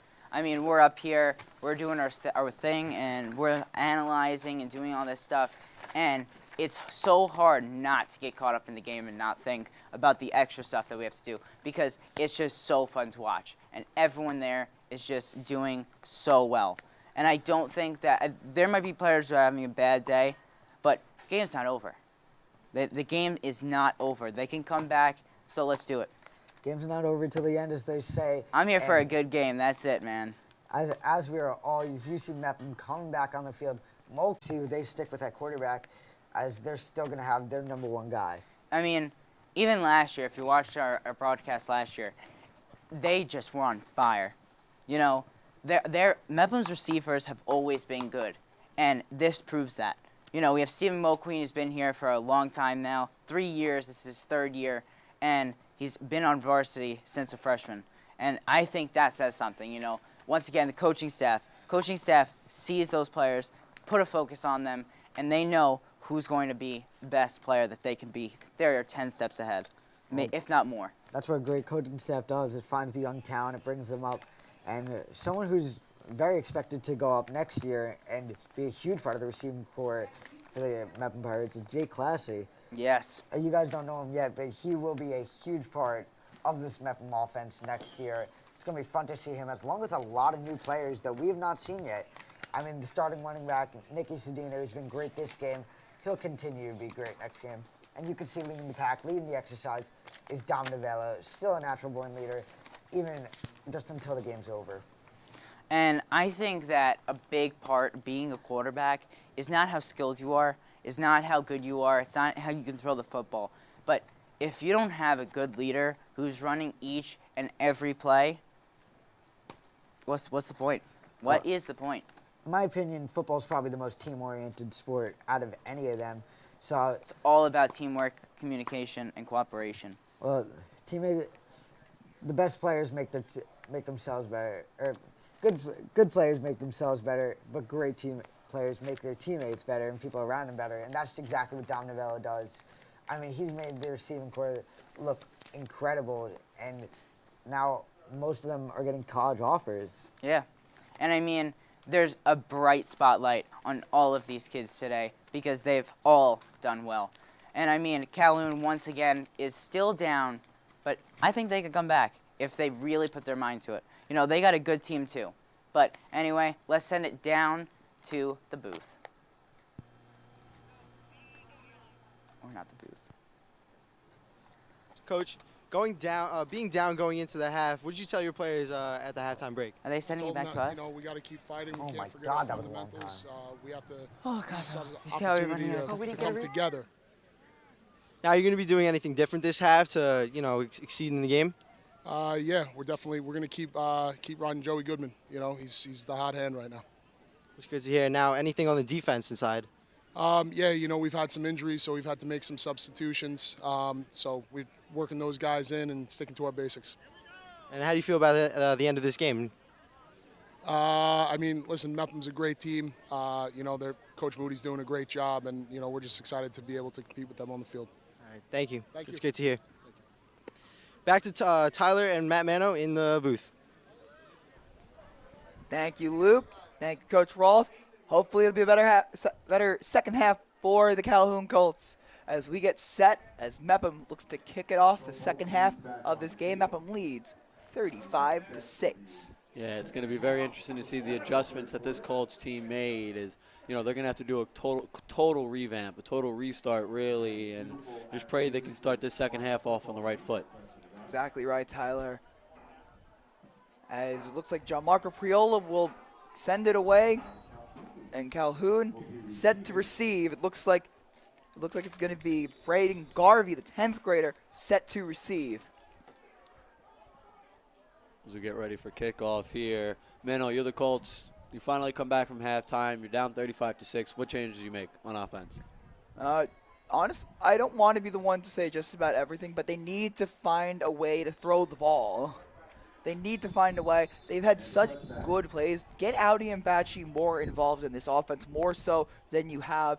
And please stop making bad mistakes. Unforced errors are the worst things in football. It's what cost Mepham a spot in the county final last year, and it's what costing Calhoun this game. I do agree with you there, Mano. There has been a lot of kind of, errors that didn't have to be made that ended up being made. And, there's been some positives there has for this Colts team, but overall, the negative has definitely overshadowed that positive. A lot of the turnovers, whether it's, bad blocking on the offensive line, the defense not being able to get a stop, and then obviously the run game being, close to useless. Exactly right. So it's going to be a run play, and it's going to be swallowed up immediately once again by the Pirates. Looks like Novello was in there. Looks like that was Dylan Honerkamp in there. Yeah, I really love this Mepham defense. The way that they play the game of football is just perfect on the defensive side of the ball. They do a good job of when they have to disguise their coverage, they do a great job of doing that. They have a lot of guys look like they're going to blitz, dropping back in coverage. And then when they want to blitz you, they're going to say, hey, look, we're going to send 6, 7 guys. We're going to let you know it, and we're still going to be able to stop you. And as an offense, that's just completely heartbreaking to let that happen. And, this Pirates defense, so fast, so strong, plays with great speed. They don't play with a lot of men back very often, as you see 6, 7 guys in the box for the second down play. So Goodman's going to look to throw. He's got Audi, but he drops it. He had Devin Green beat once again. And we had Green, the safety, who's not the most experienced in man coverage. It's a matchup that we thought Calhoun would love to take advantage of, and they have, just not enough. Yeah, I couldn't have said it perfectly there, but I also want to point out, again, the way that this Pirates team lines up. You look at it, they finally get the Colts offense lines up. You got about 7 to 8 guys look like they're blitzing, and the next you got like Ryan Thayer, who's playing a linebacker position, looks like he's blitzing, drops right back in coverage. You got Novello on the edge, who's kind of playing a little bit of both. He's got his shoulders turned, but his feet forward. All of a sudden, they send him. So it looks like it's going to be Cuccinella back to receive alongside Mulqueen for the Pirates. As Calhoun's going to send it away once again, and this is not the opening drive of the second half that you would have wanted for Calhoun. Yeah, the Pirates defense doing a great job disguising coverages and making Calhoun punt. And that one was blocked by Chris Norris. And is able to, tipped by Norris, settles it around the 35, and Mepham will take the field with excellent field position. So this Pirates offense now get ready to go back out after having a dominating first half. They've done a good job of staying creative, being aggressive, but at the same time not making any bad errors, and that's kind of been a result of the 35 points they've been able to put up. So up 29 points, and Mepham keeping all of the ones in. It's like Dom Inzarilla will come in, the fastest man in Mepham High School. Talked a lot about him when I thought there was going to be an onside kick after the opening drive, and it was a perfect time to do it, but they didn't go for it. They go to Sedita on the inside zone. And Tanner Cranmus, the junior, who's about the tallest man on the field right about now. And he makes a great stop on Sedita. Yeah, good job there. There was a huge hole for Cedito right through the middle of that O-line, and he does a good job getting a hand in there, stopping Cedito from going any forward, and stopping the play from what the game was. If you look at the height difference between Cranmus and Cedita, it's the same picture as Aaron Judge and Jose Altuve standing on second base. And that one was dropped, intended for Inzarilla. Just couldn't hold that one in. Again, though, I like the idea of this Pirates offense. Fast, waste some clock, and don't make any bad errors. Just, play it safe. You have a good lead. Your defense has been unbelievable so far. Just keep doing what you're doing and stay on this steady pace. And, if they can keep doing this, they're going to have a good game. Nick Walker and Dylan Dunn in motion for this 3rd down and 9. And it looks like Mepham's slowing down the pace of the game, trying to take off as much clock as can, and up 29, trying to just get out of this game as quickly as possible. Just get out, get moved to 3-0 as Novello takes the QB power and short of the sticks. So this could be a time to test Gianmarco Priola's range at this point. With nothing to lose, why not send out the field goal unit, see if Priola can hit from 50. Yeah, I mean, obviously he's been picture perfect so far for the Pirates this season on extra points and short field goals. But, it looks like the Pirates are going to keep the offense out on 4th. On the back of the field, at the back of the play, but an unbelievable job by Dylan Dunn. Makes that quick cut on the slant route, finds the open man, and Dylan Dunn with just a walk-in touchdown. So flag is down on the play. We'll check that. That could take the touchdown off the board. But great play design. Nick Walker in as a decoy, and Dunn just takes that and scampers all the way. Yeah, Novello also doing a good job of just being patient and finding the right man. And Dunn, obviously, with that elite speed that he has, making the quick cut. And then, again, just a way too easy of a touchdown. So we'll see if the touchdown stays on the board. See what the flag is on. The head referee talking to Coach Moody, seemingly to see if it was an accepted or declined penalty. It looks like it's going to be declined. Looks like it's on Calhoun. It's going to be declined. So penalty was declined? Offsetting fouls. So either way, the touchdown will stand. So Priola looking to go perfect on these extra points. Looking to move to 6 for 6 as he has not missed a kick all season. Please, after I'm ended, please don't be the one that he misses. That one is perfect. So Priola keeps the man on course at bay for one more drive. Yeah, I mean, kickers are so important. The most underrated position of football, I like to call them. Not many teams win without a good kicker. That's just what it is. That's something Priola gives them that. That's something that Mepham learned the hard way last year. Is every Wednesday, starting this Wednesday on the BMB YouTube, is one of our best shows, Midweek Update, one of my personal favorites. It's the BMB show that brings you closer to the people and places in and around the BMCHST community. You'll be able to see this show up and running again beginning in October. So not this coming week, but next week. Midweek Update will air for the first time in the 2022-23 school year. Just be sure to watch the show because there's so much new talent in the show that you should become familiar with, and some great packages being produced by our seniors. I know I have one in production in our BC4 class, teaming up with Sean McQuillan. I know ours might happen, and I'll let you know. So, Priola's being set to kick it away, and Calhoun still now down 42-6.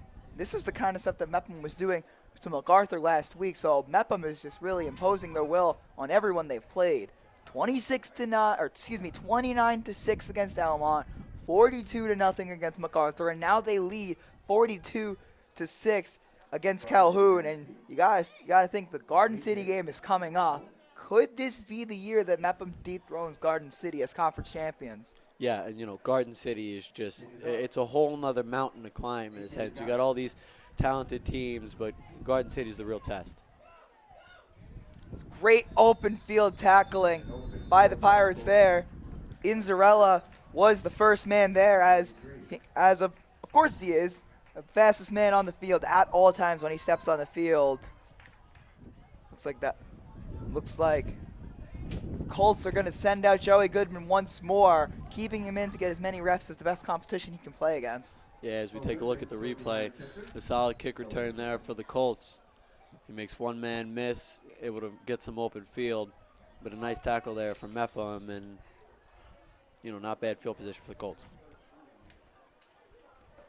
I do also want to comment, though, again, Garden City, all these regular season games are all very important, but Garden City is that team that this Pirates team really wants to beat bad. So Fawnin bounces this one outside, gets past Laspina. First Sophia Laspina sighting of the game as Fawnin is able to get it all the way to the 40-yard line or so. Good run play there by Connor, finding the outside, and there was a lot of open space there, being able to just kind of put his shoulder down and run through the contact. As we take a look at the replay again, a good handoff, one of the only plays that have worked for the Colts in the run game, and a nice stiff arm, not afraid of the contact, and is able to gain a nice gain. Now in on defense for the Mepham Pirates is Sophia Laspina. As we know, the first female to score a touchdown on Long Island. It looks like she might have the angle. She's able to make a great tackle on the quarterback, Sophia Laspina. Getting a nice ovation from the Calhoun crowd on our side. Yeah, obviously, we all know the great story about Sophia Laspina, and the first goal again, as you said, to score a touchdown on Long Island, and also being there to make a nice open field tackle. It's a lot of move the sticks for Calhoun, but a great tackle by Laspina, able to save a touchdown possibly. As looked like Goodman had blockers, and had he not gotten past Laspina, could have been 6. Yeah, very much could have. There wasn't many people to stop. Low snap, and that one gets to Audi, and Audi makes a great move, able to move the chains once more, so Calhoun finally putting together a great offensive drive. Audi this time beats Danny Malloy. Yeah, this is the Colts offense that I was looking forward to coming into this game. They're very focused on their rhythm. That's what they need. If they're able to get into a rhythm, they're a hard team to stop. And the problem so far this season is they've struggled to really get into that rhythm, find that rhythm. And sometimes, this is kind of one of those examples where you finally get it going, even though it's 42-6. You want to try your best and try to mount a comeback. There's no shortage of dual threat quarterbacks on Long Island. As MacArthur, we know their bread and butter is the running game. Mepham's had a quarterback who's good with his legs for about the better part of the last 5 years, and now Dom Novello, he's now showing he's probably the best with his legs out of the last couple of quarterbacks, out of probably any quarterback that has been here at my time in Mepham High School. We got guys like Billy Kender, guys like Nick Honerkamp, but Dom Novello has been showing his prowess as a dual threat quarterback, and he's been showing that he's probably, at least with his legs, the best out of the 3. Looks like Goodman, he's got an open lane, and he's going to score after he gets past Nick Walker. Joey Goodman cuts the deficit to 30. Yeah, good job there by Goodman finding the open gap. That, I believe, is his second rushing touchdown of the day, and he has really been the offense for the Calhoun Colts. He's just done a great job throughout the air. He's made the plays that he's had to make. The easy throws, people overlook those throws. They're very hard throws to make, but he's done a good job of them. And then obviously on the ground game, he's kind of been the main reason why this offense has flowed the way it has so far in the second half.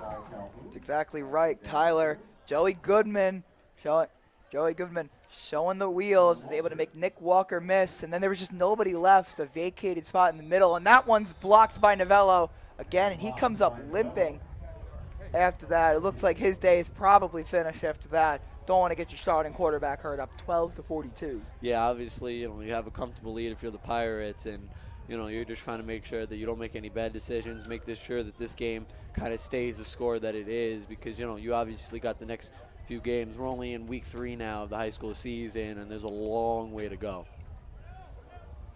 So we have that back to game action, and today's game, if you see the Mepham student section, it's been a very special day for the Mepham Pirates today. Today is the first annual Gold Out game, and the captains honoring pediatric cancer, and the honorary captains of today's game are the very own Bellmore Warriors. We start over with Luke Lang, who was diagnosed in started treatment for pediatric cancer in March 2013. His last treatment was September of 2016, and he will be 10 years as a cancer survivor as of next year. Another one is someone I've known for a long time, Carson Volpe. I've known his sister since elementary school. Carson was diagnosed and started treatment in August 2011 with stage 4 neuroblastoma. He relapsed in November 2020 with a baseball-sized tumor. He fought again and reached no evidence of disease, and then relapsed again in January 22 in both the knees and his hip. He's still in treatment and scans last week, and scans last week show clear after 8 rounds of chemo and immunotherapy. Currently ready to start 17 rounds of proton radiation in mid-October to his face. And finally, Robert Laspina. He was diagnosed with leukemia in February 2018. He was in treatment for 3.5 years and has been in remission since June 2021. So all three of them have proven to be inspirations to the Bellmore-Merrick community, and we wish all of them great success in their battles.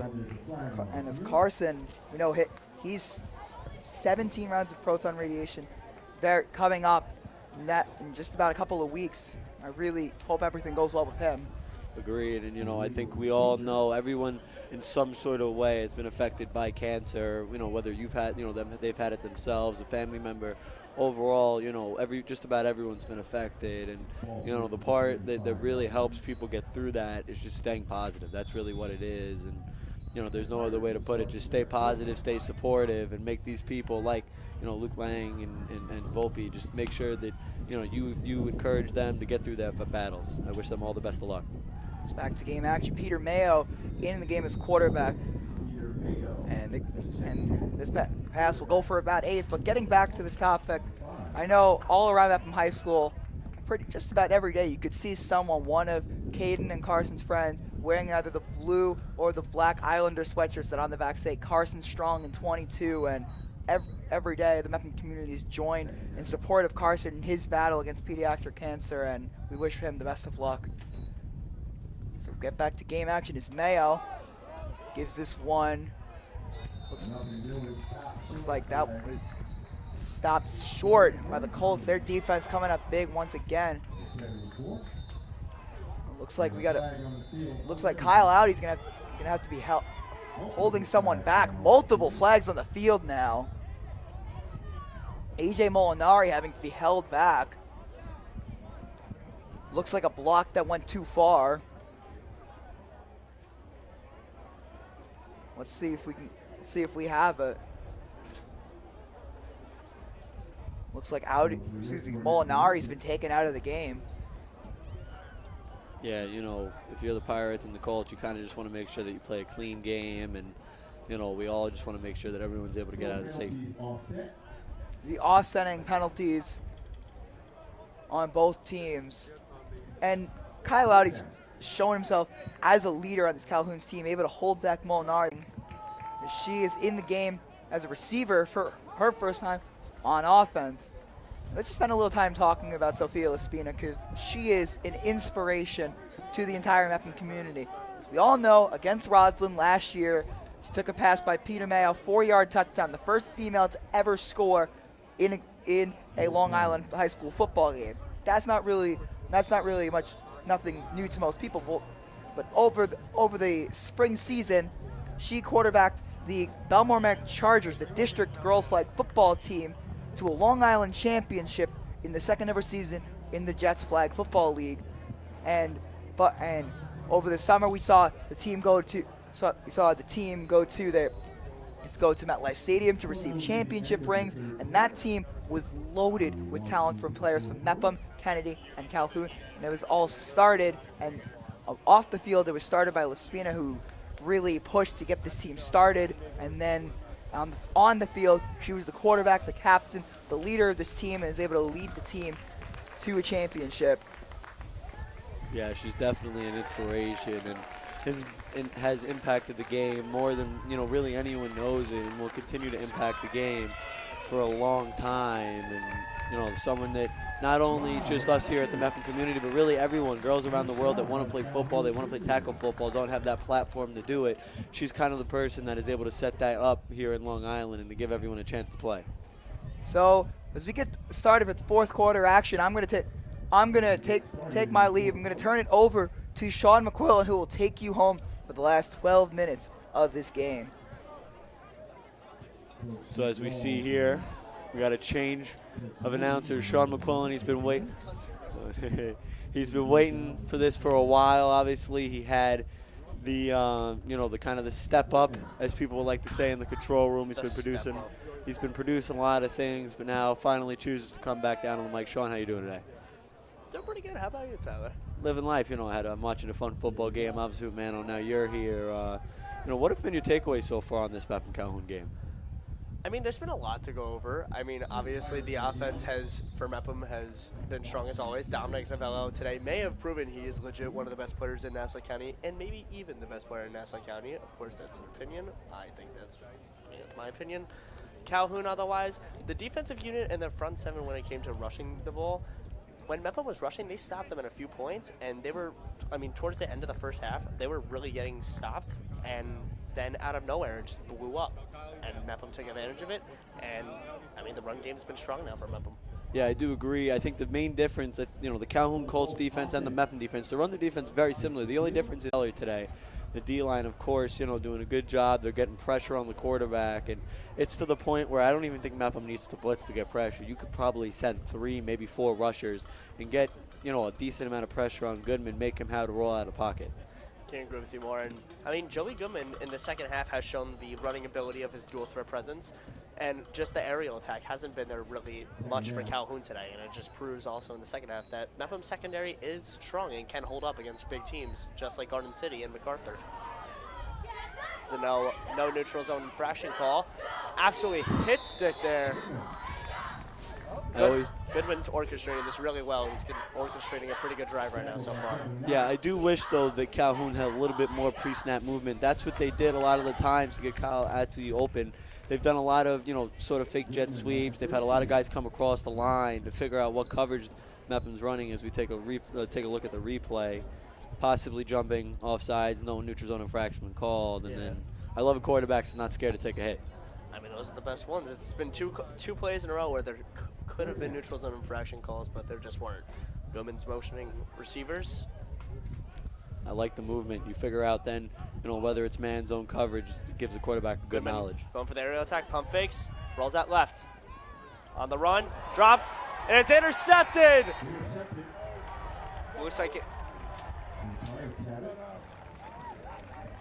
Yeah, hard to tell who got that pick really, at first. It was bobbled up. There were at least 5 or 6 scarlet jerseys there, and looks like Kevin White, the quarterback.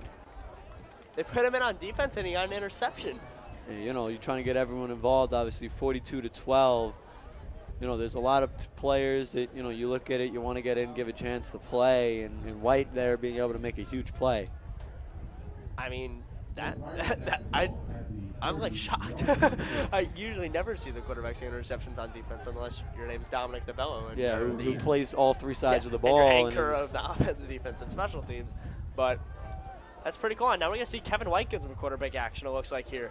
Kevin rolls out to the left. Lefty throw. He's going to dump it off. It's a nice catch by Dominic Inzarella. I also love it, when White comes in the game, being a lefty, it gives a completely different look to the defense. All of a sudden, everything that you do have to flip. The bootlegs are going to be the other side. The play action is going to be the other side. Now, all of a sudden, you got to get your cornerbacks on the other side that, are so used to not being on the main side of the field when guys like Novello and Mayo come in. All of a sudden, White's in, those guys got to now step up and make a play. And one of the big things, about this team that no one really looks at is that, yes, Dominic Novello's starting quarterback, but the 2 quarterbacks behind him are lefties. That could throw off a lot of game plans for great teams that are game planning just for Dominic Novello. It's a big block for Kevin White, but Daniel Malloy is not going to come up with it. It'll be incomplete. Yeah, I like the play there. Just kind of quick snap. You want to get the ball out of Kevin's hands and try to make something happen. Give your playmakers a chance in the open field to make a man miss, and right there just not being able to capitalize. Yeah, and another thing that I've also noticed this game when it came to keys of the game is Mepham's running backs can block. you have Nick Walker, Ryan Thier, Dylan Dunn, Nicky Cedilla. They can all really block. And no one really actually. There, Mr. Olette. But, you know, just the creativity that this Pirates offense has had and have kept this defense on the toes of the Colts. I mean, absolutely. I mean, you just said everything right. I really can't even comment on that. You just said everything perfectly. White dumps it. Finds Inzarella again. Inzarella! Is he short? I believe so. Ooh, it's going to be a 1st and goal. Looks like he's on the 1-yard line. Yeah, right there you get the fastest player on the team, the ball in an open field. I wonder what's going to happen. And, you know, very hard player to take down. Inzarella just coming up short from the touchdown. I mean, when you have your second offensive unit in and you have a speed demon like that, I always think of NFL-wise. I mean, what the Dolphins do is basically Tua throws it up and he's got Tyreek down there somewhere. Kevin White's got Diamonds roll up there and he throws it somewhere. And it looks like it was QB keeper, Kevin White's for the touchdown. So would you look at that? That's now the second player that has a touchdown on offense and a pick on defense. Also Ryan Thier in that group. So 2 players that, you know, have made a big impact on both sides of the ball. I mean, it's been perfect today and perfect on the season. Kick through the uprights. Another successful kick for John Marco Priola on the day today, and that'll make the score 49-12 Mepham Pirates. Stellar play by the special teams unit so far today. I give them a lot of credit. Really, you know, ever since the starting touchdown of the game, Stephen Mulqueen taking it to the house on a 97-yard kickoff return. Ever since, the Pirates have just had their foot on the gas. And also, Cuccinello went to the house. Did you hear that? Yeah, Mano told me he's been waiting for that call all day. He was able to make it again. I think he's been waiting since the last time you actually called Yeah, him. yeah, no. We might have to update all the sports roll-ins. Yeah. I mean, you have that Mano saying Cuccinello's in the house. You need a slogan now. We do, you're right. What's yours going to be? We'll figure it out with time. You know, I'm sure a cool call will come in here and there. And there's a few things. I got some things in mind, maybe. We'll see. Spit some of your ideas. What do you got? Well, first, you know, I got to be. Just so I can shut them down. I mean, I got to be play-by-play first. As soon as I'm play-by-play, you know, I've always had some good things in mind. I think my favorite calls to make are when the game's over. You got a lot of creative calls. When the game's No, over? because here's the thing. Hear me out. When you have a close game and, you know, let's say it comes down to the wire, right? You got a last play situation. One of my favorite calls as a kid, and this really goes for any sport, you know, goes something along the lines of you don't have to go home, but you can't stay here. Like, that's my dream, to make that call one day in a very tight game. So motivational. I mean, honestly, that's been one of my favorite quotes. I think we've heard it just about every announcer in sports. You'll be a big inspiration to many. I appreciate Danny that. Danny Goodman, the twin of Joey Goodman, is there for the kickoff return. John Marco getting his special teams unit ready. So the Colts offense now, they're getting ready to get back on the field. And at this point, you just want to try to find something. You know, the game, it's starting to get out of hand, really being in the fourth quarter, only 5 minutes, 38 seconds left. You just want to find something, make a play. Now is where you expand your playbook and you try to see if maybe See what someplace works. works. Yep, perfect. John Marco's kick is a scribbler around the 13-yard line. And he's going to get stuffed out of bounds. The big block there also on number 22, Giovanni Sutphin. I mean, Gio got stuffed there. They didn't call blindside block. I thought they were going to. Yeah, you know, I really love that the Pirates all the time, special teams, offense, when the defense gets an interception, every single person on the team blocks, even the quarterback. We saw earlier Dom Novello laid one of the Calhoun calls out. No one on this team is afraid of contact. 2 games in a row, Dom Novello has laid down one of the players after he just handed it off the ball. Yeah, you know, I mean, that's my motto. That's what I love about this offense. They have so much hustle, and they don't give up on any play, no matter how bad of a start. So now we get ready for the Pirates to make their play call. The Colts finally get set. All right, here's more of Joey Goodman here. Joey. Fumbled it on the handoff. Let's see who's got it. Believe that's going to be Mepham ball. Nope, Calhoun jumped on it. Again, they're not a great play. We've seen a few dead plays really from the start. Just, you know, whether it's a bad snap, a muffed handoff. Those are sort of the mental errors that Calhoun has made that has really haunted them this whole game and is a huge reason why this game is 49-12. I mean, yeah, Mepham's offense has just been purely dominant. It's been purely dominant in all their games so far this season, whether it was Elmont, MacArthur, and now Calhoun. And they're proving it once again. I mean, this team really has no weak spots when you really think about it. Goodman shotgun. Handoff. Running back fell over there. Yeah, an interesting play there. Again, not a great start to this drive for the Colts with only 3 minutes and 35 seconds and counting. That was senior Joshua Bailey there. Yeah, definitely not a great play. And now you got 3rd and long. I don't know what the play call is, but I'll tell you something. It's going deep. You know, there's really no other thing, and I think it's going to Kyle Addy. Can we make a bet on that? Honestly, we could. We might have to. I mean, he's kind of been a game changer for this offense. I think, obviously, both him and Goodman have really been the two guys that have standed out on this Colts offense. And, you know, really there's been no better player on this offense to go to besides him. Yeah, looks not wrong. Danny Goodman's now in shotgun. He's going to hand it off. Well, you were wrong, Tyler. And he's going to be stuffed at the line. Yeah, very interesting play call there. 3rd and 18, decide to hand it off.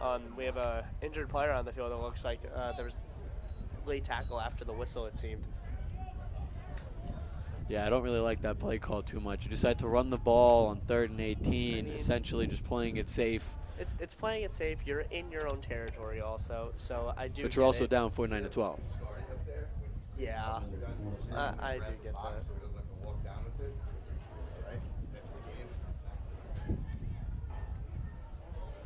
So we get ready now on the day. I can't even name to you the last time a player have 2 blocks, let alone 2 blocks of any type of kick in a game. Very impressive is Mulqueen you see on the replay. Good blocking by the Pirates, and get a nice pickup and set the Pirates up a good field position.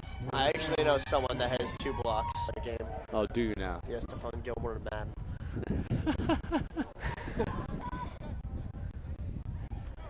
So as we see here, Sports Talk, you know, one of the shows that we have here. Make sure you tune in at the end of the month for our first episode of this season, Sports Talk, with senior Lily Yepes and obviously yours truly, Tyler Steinberg, the co-host.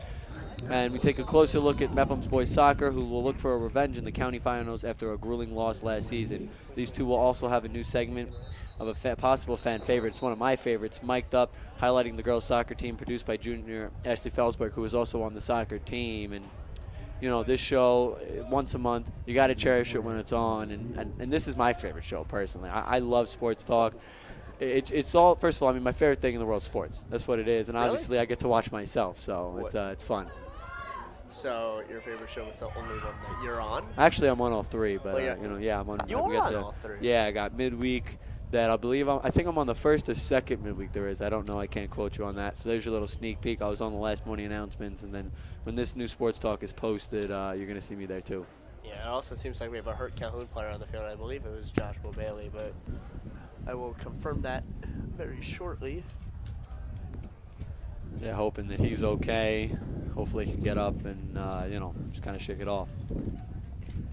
I mean, that's what you always hope after an injury, so, yeah. It seems like he's walking off on Sun's own power. Oh, excuse me, it is not. That'll be number 63, Mason Luskoff, junior lineman. Mepham's defense is going to Mepham's offense, excuse me, is come back on the field, and looks like Peter Mayo is going to get a quarterback drive here. Yeah, I like what Mepham's done kind of with their substitutions. They've gave all quarterbacks a chance. Obviously, the starting quarterback down Novello, and then giving Mayo and White a little bit of action, getting them used to the game, because obviously, you know, Novello's gone after this year. And you're going to have a quarterback question, and White and Novello are the 2 guys that kind of lead that talk. It's going to be very interesting to see, you know, who exactly they choose to go with. You know, so this is going to help them. Mayo's going to just nail it down, and that's going to do it here. Mepham Pirates win this one, 49-12, against the Crosstown District rival Calhoun Colts, and will remain undefeated. Calhoun falls to 1-2. Your Mepham Pirates advance to 3-0 and take reign of first place in the conference. Yeah, this Pirates team played an outstanding game start to finish. They have been amazing. You know, they really, ever since, again, the opening touchdown for Stephen Mulqueen, they have not let up, and just, really threw all their frustration that they've had over the past few years in the playoffs into this season. And with 3 blowouts so far, this Pirates team is ready to take on Garden City. I really do believe this could be the year that Mepham actually dethrones Garden City of what they were. And I believe we have to toss to our player of the game, obviously, in a few minutes. But who do you think our player of the game is? Honestly, me personally, I think Novello had a great game. Cuccinell had a great game. But I've been a huge fan of Ryan Thier this game. Not only his presence, rushing, getting at to the quarterback. On defense, him having an interception. I believe he also has a sack. And then on the offense, having a rushing touchdown. It's not every day that you see that. And, he's just such a talented player. That's personally my player of the game. Yeah, it's really not every day you do see that. I mean, come on. Dom Novello played one heck of a game. And it does seem like Dom Novello is our BMB player of the game. I mean, 2 blocked kicks. Yeah, no, he is such an unbelievable talent, and one that is going to be very missed when his time is up here at Mepham. Yeah, I mean, during all 5 years of actual Mepham football play, he has just been outstanding. And, I mean, obviously, senior year is the best, and he's done outstanding. So a great game here for the Mepham Pirates, winning 49-12. And we're going to toss it upstairs to the guys in the studio. Take it away, guys.